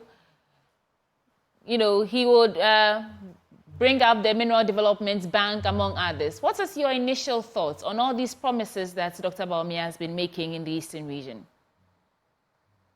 Good morning again. So the issue of the small-scale mining, I think it's it continues to be a challenging one, right? In terms of how governments over the years have been trying to draw the line between the small scale mining that is legal, permitted, and how that does not slip into galamsey, right? Which is illegal, and as the last several years have shown, there's been a lot of conversations about its devastating effects, particularly on the environment. And I know that there's been that tension and that tussle between how do we do small scale mining and do it well, whilst at the same time, ensuring that we truly enforce and outlaw galamsey activities. And over the years, different governments have tried different things to make sure that they provide support for small-scale mining. But it's been very difficult. We continue to see reports of individuals, persons still engaged in galamsey. I'm sure the promise of we won't ban excavators, but more importantly, we would set up a development bank to support small-scale mining is all done, in the spirit of how can we, if as a nation, our policy choices, we want to do small-scale mining, how do we do it? But it still continues to be a tricky proposition because, again, we've still not been able to clamp down very well on galamsey or illegal mining, and that continues to be the headache in the small-scale sector. Okay. We'll get into the conversation and assess each and everything that he said, from national service and all that. But I want to get the initial thoughts. Now, let me move to Dr. Kwame Asah-Asante. Doc, what do you think about Dr. Bawumia's promise that if elected into power, he would no longer be banning excavators and would rather assist these people with a minerals development bank to, upscale the work that they do? I think if you listen to him carefully, from where I sit, I believe strongly that he wants to take a second look at that policy, the policy where you allow people to take part in the galamsey business so that you can make it better for society. He wants to react to the effects that galamsey has already brought to the society. If you look at research findings from Kwame Nkrumah University of Science and Technology, that about 10 major rivers has been polluted, all right, with poisonous substances and all. Added to the fact that you are talking about the Bremu being heavily polluted in this regard. Then you are talking about a whole group of people, all the Achim 3 groups, the Buakwa, the Busome, the Kotoku. Bremu runs through all their lands. So we are talking about a serious business here. Other rivers as well, and then the effects that they have with our neighboring countries. If you look at these waters, some of them flow across states, and you are likely to be confronted with international court problems relative to the problem that is being extended to other countries. So you don't want to. Remember also that from our constitution, the preamble, it says that we will live at peace with all peoples of the world, including our neighbors and all that. You don't want to go there. So it's a way of dealing with this problem head on, making sure that you tidy up the place, make sure that the right things are done to prevent all this. In addition to this, you want to cure the problem of unemployment. You realize that places where these activities take place, there are large youth groups who are into this. You want to provide jobs for them, and you want to provide decent jobs for them. So you want to get them trained, and so that they don't become nuisance to society. Give them some means of livelihood. But quite apart from that, there is also the political bit, and that if you look at the last election, the votes, MPP suffered in the mining areas. A lot of votes went down. Obviously, he will not come out to say this, But for me, and where I sit, I believe that that is also part of it. But there's nothing wrong if you should deal with this problem as a policy, look at it, evaluate it, and you realize that there's a need for an improvement of the policy. That is how public policy is always done. Yeah. So if that is the path they want to take, fine. But you see, we want a situation where this time around, the conversation for election promises should not just be rhetoric. If you say you want to establish a development bank for this, we want the mathematics of it. How are you going to raise the money for the exercise? We want to know. Come out with figures and let us know. Let us know how much it will cost to do that and where you are going to get the funding for it. And how soon, if you get power, we should expect this. All these things must be part of the conversation. If we are looking at election promise and what goes into that, this election, I believe that this should be the focus of election for this year, because we have seen so many broken promises and then so many promises that government decide to implement in terms of policy, and somewhere along the line they were in trouble simply because they did not get the basics right. We believe that this time around, what we have seen relative to 3 SHS and the rest of them, we want the mathematics first. We want the source of funding, and then we want to see how feasible. If it is not, then we know that it's one of the mere promises, and we throw it away. Right. Mr. Godwin Ama, you are General Secretary of Small Scale Miners Association. Give me a sense of your thoughts on this. Is this a step in the right direction? Is this feasible? I think we lost Mr. Godwin Ama, but let me come back to Dr. John Osai-Kwapong, who's a CDD fellow on governance. Dr. Kwapong, do you think that this is merely a political campaign activity, or is there anything in there to explore? Looking at the effects that galamsey and small-scale mining has had on the natural resources, water bodies of this country. Yes, so as Dr. Asah-Asante just said, it's an idea. I mean, if truly it's a policy choice to support small-scale mining, then we must probe the mathematics of it, right? How much funding are we talking about to start this bank? How would it work? How would it operate, et cetera, et cetera? And yes, there is also an element of politics, in this, in the sense that you would have to appeal to voters by offering them something, but it also has to be something that you are truly committed to following through as you read the mood of the country.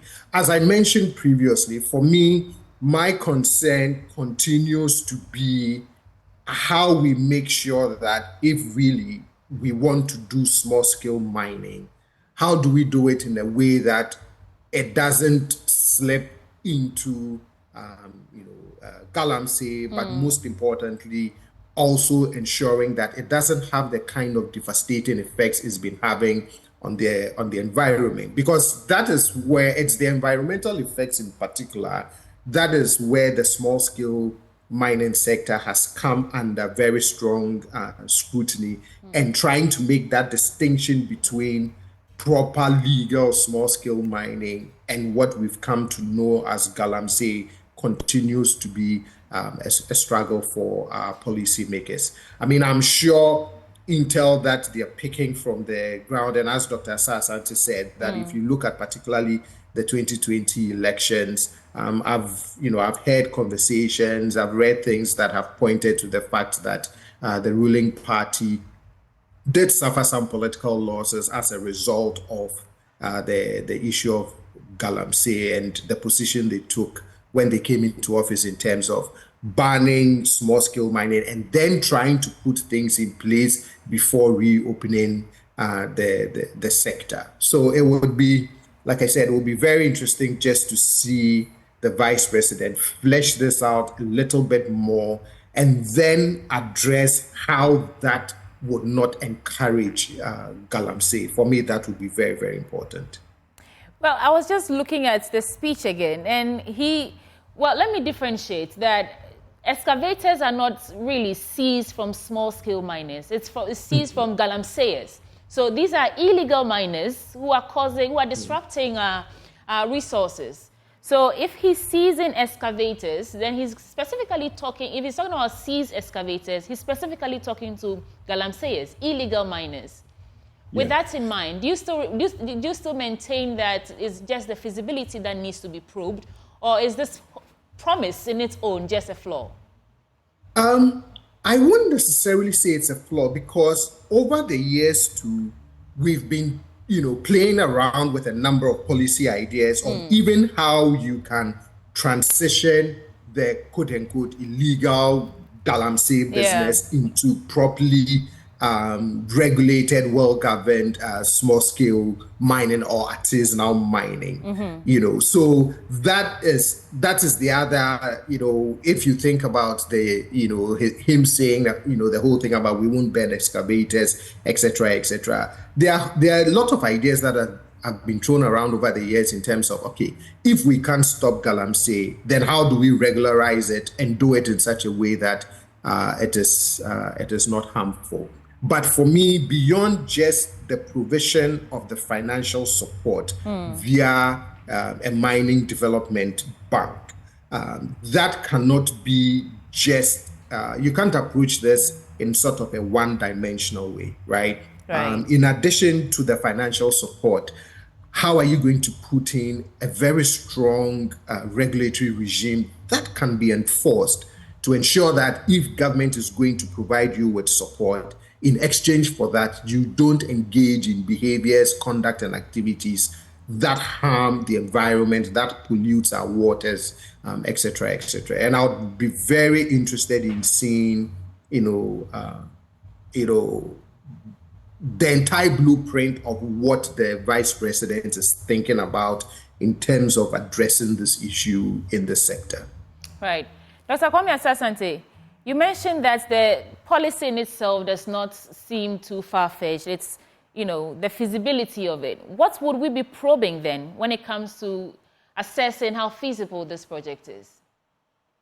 Yes, that is why we are saying that, for starters, give us all the mathematics of it. Okay. Let's see how we are going to fund it. And then you will look at how we are going to operate it. When we get all these three ideas put together well, then we are good to go. So funding, right? So that's operation, funding, yes, and then you look at the mathematics of it. Okay. How much would it cost us to engage in such an enterprise? It is critical. You need that because, as I've already said, if you do not give us this, then it becomes one of the empty promises that you make it. You come to office only to turn around that, yes, I did not know that we didn't have this much in the kitty and the rest of them. We don't want such excuses. Yeah. The conversation must be taken to another level. Yeah. But if you look at the burning thing you talk about, my sense of it is that, the last time or the last election or when they decided to take that policy, you realize that they incurred the wrath of party members. Yeah. Most of them were neck deep in the activity. And that also created internal problems within the party. You remember when you are going for election of this nature, and giving the electoral system that we have, the first past the post system, all right, one vote counts a lot. So you want to make sure that you ensure that there is peace at home within the party, that you don't incur the wrath of people within the party, and then outside it. So one way to appease them is that this. And then remember, community mining has always been on the board, right? So you want to this time around strengthen it. And that can only be done with a policy that can stand the test of time. And that is all. So I am looking forward to the Vice President coming out with all the mathematics of it, all the approaches to handle it, and then all there is that we need to know so that the conversation will interrogate and pose questions as we go along. All right, they can also go back and do their homework and come. Governance is a dialogue thing, give and take. So once we give, or you give, we take, we digest it. If it is not worth considering, why not? We throw it away. But if it is, we all support that. That is the whole essence. The whole beautiful aspect of governance is to make life better for people. And remember, they are mindful of this. And then the ecology, the ecosystem, which is being, abused with impunity. That is another big issue, especially when we are looking at the effect of ozone layer and the rest of them. Look at the weather we find ourselves today, the conditions, and coming to add this galamsey activity to it with all its problems. In recent time, you saw just funding, the Rana division of the Kolebu Hospital. A lot of problems the government went through. You don't want to compound the already volatile situation without a policy to deal with this. Take it or leave it. Small-scale mining will go on. But if you really want it to be done and done well, then it is only a policy option. That is the way out. Well, my concern was that if Ghana can actually, survive this and upscale mining, because already what we are looking at, what we've seen is destruction, devastation. But let's move on. He's also saying that national service is no longer going to be mandatory. If given the mandate in December, and if he assumes office in January, national service will not be mandatory. So if you complete your degree program and you find a job, go ahead and get it. What I know is that national service is the only avenue that young people get any sort of work experience. Before you get employed in, well, not just the corporate entity, these employers require some sort of work experience. So Dr. Bawumia is saying that should he ascend the throne, the seat of government, he will make this optional. Is this something we should be worried about, or should we be applauding him, Dr. Kwame Asasante? I think I have a little problem with this. My problem is that, first of all, we'll have to look at why the National Service Scheme was introduced.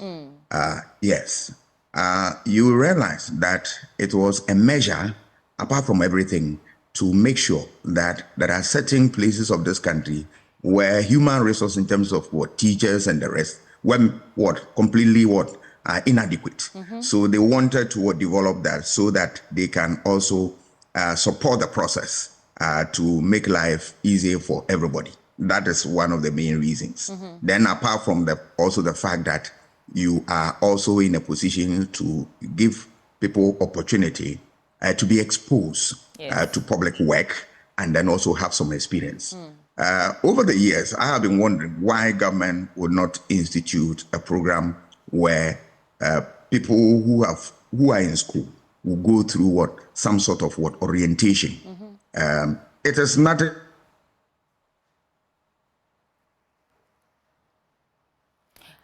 are in school.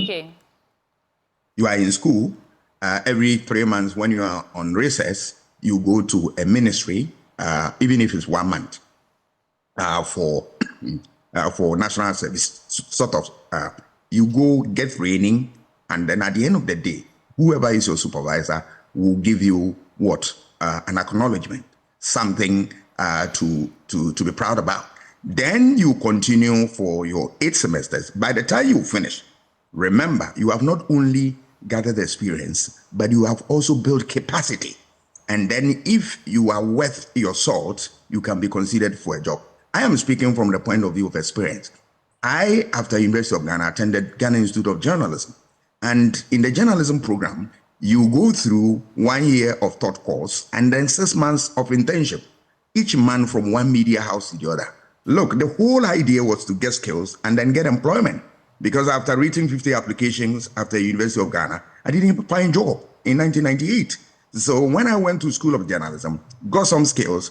As soon as I went for practical attachment, when I got to Ghanaian Chronicle, I was employed. Here you are. So if you expose people to such fields, you realize that when they perform well, they can be employed or they can gain experience. So this thing, if you want to take it away, it has a long-term effect, consequences on the development of the individual. Also, apart from the fact that this country, human resource is still a problem. Teachers, we don't have all the numbers that we need to be able to run a full program of a sort. So you want to have them alongside with a normal teaching appointment and the rest of them. So the national service is a big one, unless, of course, the vice president is telling us that there is something to take care of, to close that gap that exists in rural areas where even trained teachers don't feel the need to be there and the rest of them. Remember, these are places where national service they play very important role. People like us, and I'm sure Dr. Osayi-Kwapong too, when we finished A-level, we were made to go through national service for the first year. After university, you go for another one. So we did 2 times, and it really supported the effort of this country. The problem with the national service, as I have seen in recent times, is the government failure to give them their little amount of resources that they must derive from the work that they do in terms of the allowance. It is in arrears and the rest of them. It is not good enough because all these things are budgeted for. So at the end of the day, when somebody is complaining that I have not received my due in terms of the bargain, then there's cause to worry. Is it the case that it was not budgeted properly, or is it the case that the money is being abused and the rest of it? It is when we are able to do these things well, then I believe that the national service should be a big program. But if you want to take it away and then give people the option, remember, national service, if you follow their history, a lot of people don't want to be part of national service. So if you give them the opportunity that, look, it's not compulsory, you are not going to get anybody, right? And that also must be part of the calculation of the vice president. If they really meant to come out with this type of program, they have to weigh the pros and cons. But the good news is that now he's throwing it out. The conversation has started from today or even from yesterday. And then going forward, I'm sure we will all congregate at a place that will be meaningful for this country. But for me, I believe that national service should not be taken, should be mandatory, still mandatory, because it has all manner of benefits for society. Dr. Osayi-Kwapong, let me bring you in at this point. Dr. Sasanti has said a lot about the significance of national service and how it helps to distribute human resources to places that teachers do not want to go. What do you think about this issue, about making national service optional? He's saying that after school, if you get a job and if you get a job, go for it. You don't have to wait around and serve for a year before you can be employed. What are your thoughts? So I agree with everything that Dr. Sasanti has said. When the vice president first mentioned this in his major campaign speech earlier on this year, he did raise this issue, and he's raised this again. The thing that I am still not sure about is what the policy rationale is behind not making national service mandatory, right? And that if after school you happen to get a job, then why the burden of, or why participate in national service? But there's always been a reason why the National Service Scheme was introduced. I just read the National Service Act and I was looking at the preamble, and 5 things are clearly spelled out in the preamble, which means that there was a purpose, there was a reason behind introducing the scheme, continuing the scheme. Yes, changes have been made along the line where now it is only required for those who finish the university. We even are required for those who finish teacher training. And so if the vice president is proposing that national service should not be mandatory, then for me, there has to be a policy rationale as to why that is. And what happens then to the original idea behind the scheme? Is it that the vice president feels the scheme has outlived its importance? Is it that the vice president feels that it can be a stumbling block to gainful employment for some, because there are students who, after graduating, may immediately have, a well-paying, job that you therefore don't want that year. You just want them to go straight into the full workforce as opposed to going through the national service route. So for me, I would really want to hear more from the vice president on this particular idea. I did my national service in Dabuasi teaching for a year. And it was a good year serving in a place where they really relied on national service personnel to fill in their human resources when it comes to teachers. So again, how do you fill in some of these gaps that would be created if you make the scheme optional? So for now, for me, without all of the details, I have some major concerns about why the vice president is proposing this idea. Now, at some point, when he fully fleshes out the idea and provides a strong rationale for it, it may calm some of the concerns that I have. But for now, I agree with Dr. Asante that we need to hasten very slowly. I agree that these policies proposed by both flag bearers, all the flag bearers, are not in themselves bad. It's the implementation that needs to be probed to be sure that they're actually feasible. But the vice president talks about bold solutions. So, and I also want to believe that he says he has a solid team. I want to believe that they've done their own assessment of the situation on ground, and they're making all these promises based on the inferences they've made from their own assessment. So maybe is it a case that the people, these young people themselves, do not want to serve after school? Or is there something that we are missing? Do you think that young people actually want to go through that 1-year mandatory service where you're earning little to nothing before you can be gainfully employed? There was, even when we were doing national service back in the day, there were individuals who, for example, did not want to go where they had been posted, especially if they grew up, lived in Accra all their life and had been posted to a very, quote unquote, outside of Accra, very far away area. I'm sure we all heard stories of people who really didn't want to do, national service or didn't want to participate in the scheme. So perhaps as they travel across the country and are engaging, particularly the youth, maybe they are hearing concerns about, the scheme, some of the challenges of participating in national service, etc., etc. And this happens to be then a response to if these are concerns being expressed. Maybe instead of making it compulsory, we should make it voluntary. But for me, it's too simplistic, a one-line slogan to say, it's voluntary. If you have a job, go do your job, don't do national service. I think at some point I would, and hopefully as these parties are working on their manifestos, it would be more fleshed out and a lot more meat given to it so that people like me can look at it and say, oh, okay, I do understand why the vice president's campaign want to move in this policy direction with national service. But I think for now, I'm really concerned about the idea. Okay.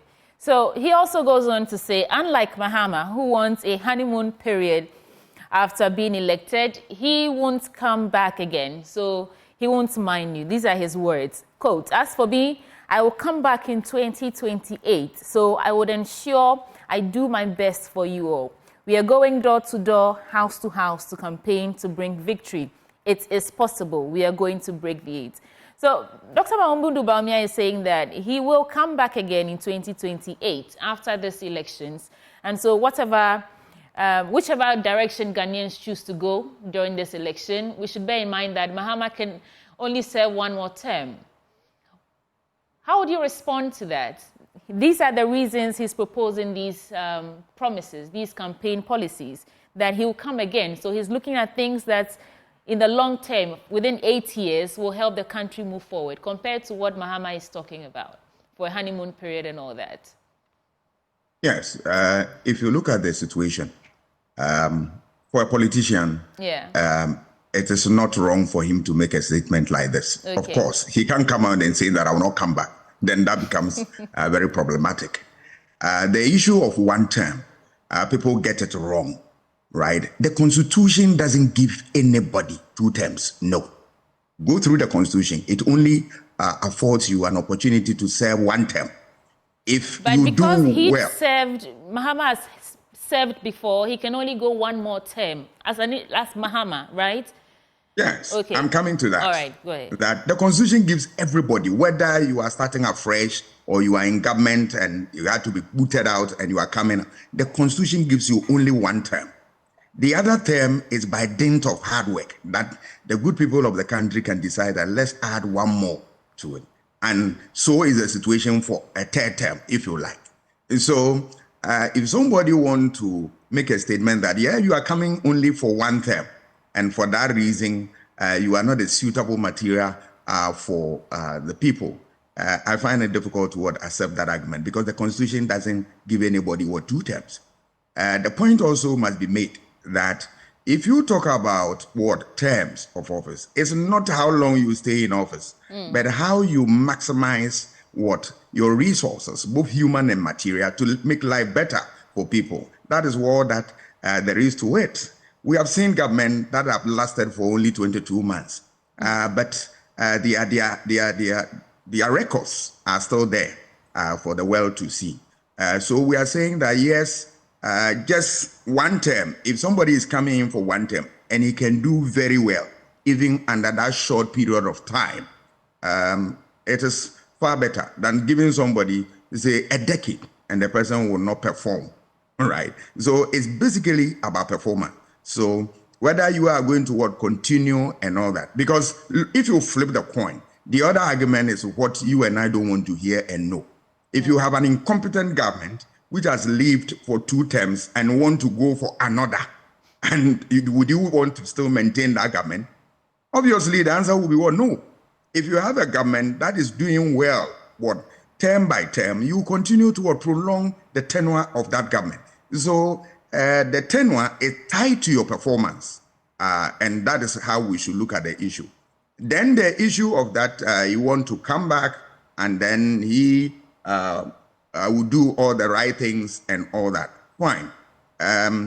For anybody who wants to contest political office, you must be very upright in your statement and all that. You cannot make a statement that really undermines your own fortune. So that one we can grant that. But you see, it is not that simple to say that I want to come back.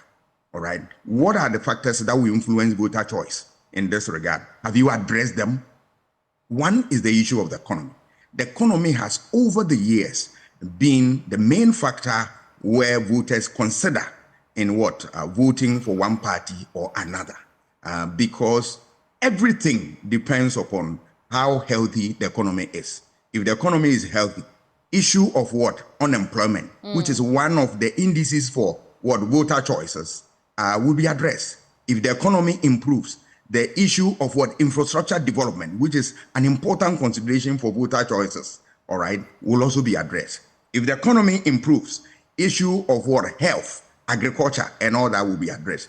So I will rather want the vice president to be able to convince us how he's going to respond to issue of the economy, issue of inflation, issue of debt burden, issue of taxes. Taxes and the rest of them. These are going to come at him, and then we want to look at how he's going to respond to them. Remember, he had made similar promises before in the last election. What did we see? And we are going to look at it, this one vis-a-vis previous promises and the rest of them. So it's a tall order that he has to. Then the second issue is infrastructure development. Because now we are struggling, you realize that not every part of the country is receiving its fair share of the infrastructure development. Read the Constitution. The Constitution says that every part of this country deserves a fair share of infrastructure development. And it's one of the second consideration for voter choices in this country. Issue of corruption is going to come up, all right? It is a third factor that influences voter choices, right? Corruption. How well have they been able to fight corruption?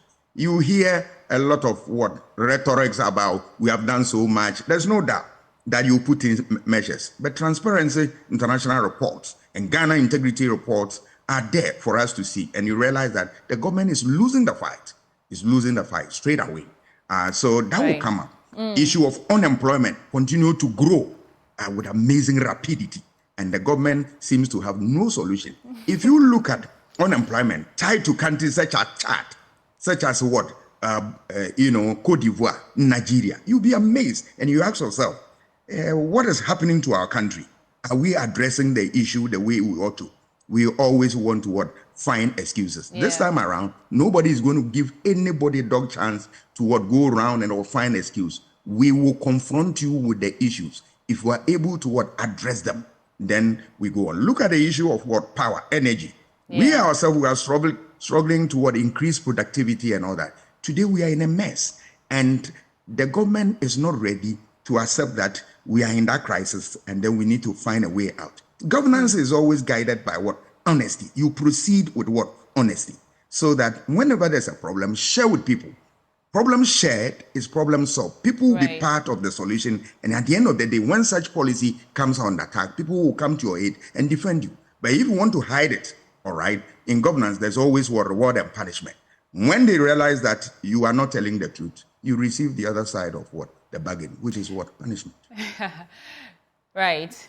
Dr. Saikopon, if you're still with me, I'm wondering what would be your assessment of most of the things all the things that Dr. Bawumia has been saying as he's still the vice president of the country.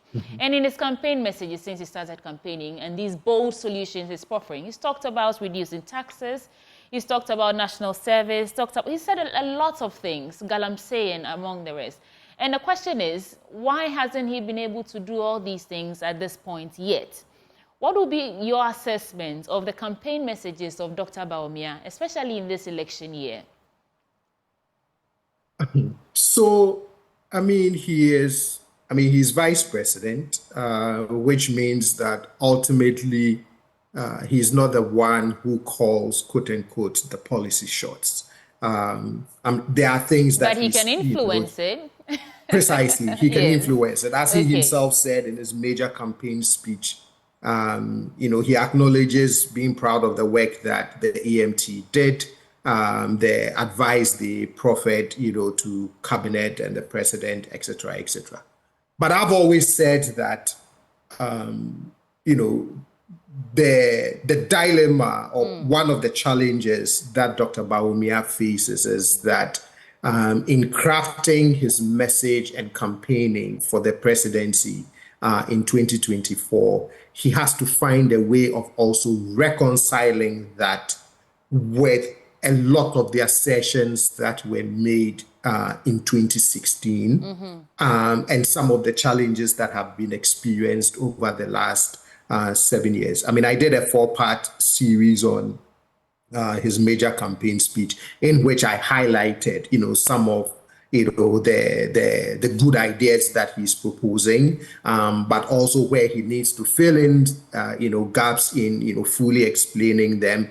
But most importantly, recognizing that, and you see that a lot these days in public conversations, right? That a lot of the 2016 assertions keep coming up. And for me, I think regardless of all of the good ideas that he would propose as part of this year's campaign, there's one thing he would always have to regularly do, which is reconciling the case against the John Mahama government in 2016 based on the economy and the challenges that have been experienced over the last 7 years. Yes, the government regularly does make reference to COVID, the Russian-Ukraine war, etc., etc.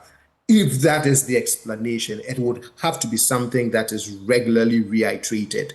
But I do see, for me, that being one of the major hurdles that would continue to follow him throughout the campaign, even as he pushes out, all of these ideas around, a digital economy, fiscal policy, and all of that. All right. We have to wrap it up. In about 30 seconds, I will take your final words on this issue, on Dr. Bawumia's campaign messages, especially what he's been saying this Easter season. Well, it's campaign season. We are in April. I'm sure once we launch into, the months ahead, it's going to get more sharpened and all of that. But at the end of the day, for me, voters would have to be the ones who weigh through all of the different things that they would hear and make a choice at the end of the day. All right. Thank you so much. Dr. Kwame Asasante. Yes. Your final words on the issue, Yeah, the vice president wants to win power. There is nothing wrong about it. For political power, it is the sweetest thing on earth, apart from maybe your religious faith and the rest of them. But if you want to come into that realm, there are things you need to do. You must be mindful of what I call the RSM, your resource. You cannot win election when you don't manage human and material resource very well. You have to take note of that. And then two, the S, strategy. You need a strategy that is workable, a strategy that can get you the vote, a strategy that would deal with your, would deal a heavy blow to your opponent. And that is one that he needs. And above all, he also need messages that resonate with the people. Messages for political communication. We need message at the national level, messages at the regional level, and then at the constituency level. Remember, there are constituency-specific issues. You need to what? Build on that and then develop them as a one. And of course, all these things will be a function of what? Your manifesto. How you have your fingers placed on the very problems that this country faces. If you are able to what? Put all together and you master them very well. At the end of the day, you are home and dry.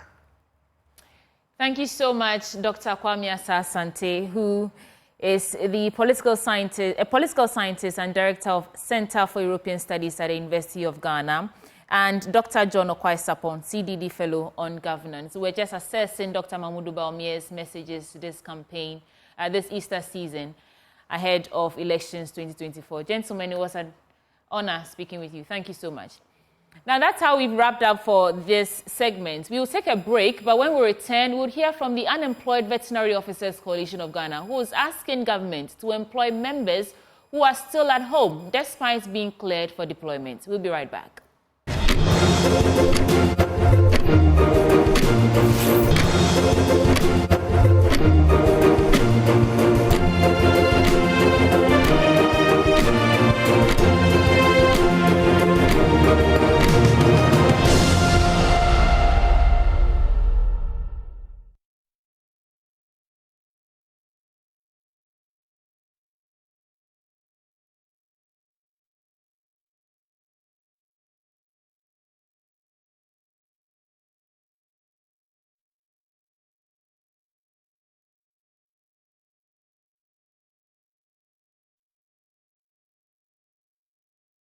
Thank you for staying with me from 6 a.m. till now. It's time for us to hear from the Unemployed Veterinary Officers Coalition of Ghana, and they're asking government to employ their members who are still home despite being cleared for deployment. The group is bemoaning the delay in assigning some 550 members who have completed national service. I've been joined on phone by Abdul Ganiyu Idrisu, who's the president of Unemployed Veterinary Officers Coalition of Ghana. Mr. Idrisu, thank you for joining us. Morning, sir. Hello, Mr. Idrisu. Hello. Great. I was saying thank you for joining us. Happy Easter. Now, what exactly is the challenge that you're facing when it comes to employment of your officers? All right, thank you for having me. Good morning to your cherished listeners and happy Easter to everybody. Our challenge and demand is quite simple as Unemployed Veterinary Coalition. Somewhere 2021 November, the President of the Republic, Excellency Nana Addo Dankwa Akufo-Addo, made his pronouncement of giving clearance to some 1,100 veterinary officers to be employed. It was supposed to be done in tranches because according to the President, 50% of that number would have been employed in 2022 and the remaining 50% would have been absorbed in 2023 and 2024. Fast forward to today, upon having the first 60% of the first batch employed, today is almost the end of the first quarter of 2024. The entire 2023, no veterinary officer was employed as directed by the President, and we're in 2024 almost finishing the first quarter. No veterinary person has actually been employed as we speak, and that actually called for our demand because upon several attempts to meet with the Minister for Food and Agriculture to have an explanation as to why the delay has been proven futile, and that actually brought about our press conference last week. So what response have you got from government so far? We haven't had any response since, and that actually demanded or warranted our press conference last week, because we have made several trips to the Ministry for Food and Agriculture to actually demand why the delay. Nobody was ready to speak to us because the minister, upon our several attempts, we haven't been able to speak with him. At the ministry, it was once that we met with the Deputy Minister for Agriculture, who actually told us that they have written letters to the Ministry of Finance for the clearance to be made, which we understood that because upon hearing the news that Ghana was actually heading into the IMF, we actually proceeded to the Ministry of Food and Agriculture to actually demand whether, because we heard that there would be some closing of public sector employment, which we were told that ours is not part because the clearance has already been given. And up to now, since 2023, up to today, we have not had anything positive from government upon several trials to meet with the Ministry of Food and Agriculture. That actually brought about the press conference last Saturday. But do you think that there are enough veterinary places to accommodate all these 550 people who are still unemployed now? Do you think there's a place for each one of you? Exactly. And the government is refusing to do right by you. Do you think there's enough room for all of you? There is enough room because clearance were given for 1,100 veterinary officers to be employed. And I believe if there wasn't enough room, that amount wouldn't have been cleared. Okay, we're just told that 50% of that number would be absorbed in 2022 and the remaining 50% in 2023 and 2024. So this particular call we are making is a demand for something that's legit, because we need to understand that there is enough room for 1,100 veterinary officers to be employed, and it was going to be done in trenches. And so the first trench has actually been deployed to their various, places of service. It is the second trench that we are waiting for, which actually not been done up to now. And that is why we are demanding answers from the Ministry of Agriculture and government as a whole as to why the delay of deployment, because we have been made to understand that clearance has been given to that particular number, 550. And so if there wasn't enough space, I'm not sure that particular clearance would have been given. Okay, so first you tried to get in touch with government, and now you're doing this press conference and all that. What will be your next course of action? Should you still not hear any positive feedback from government?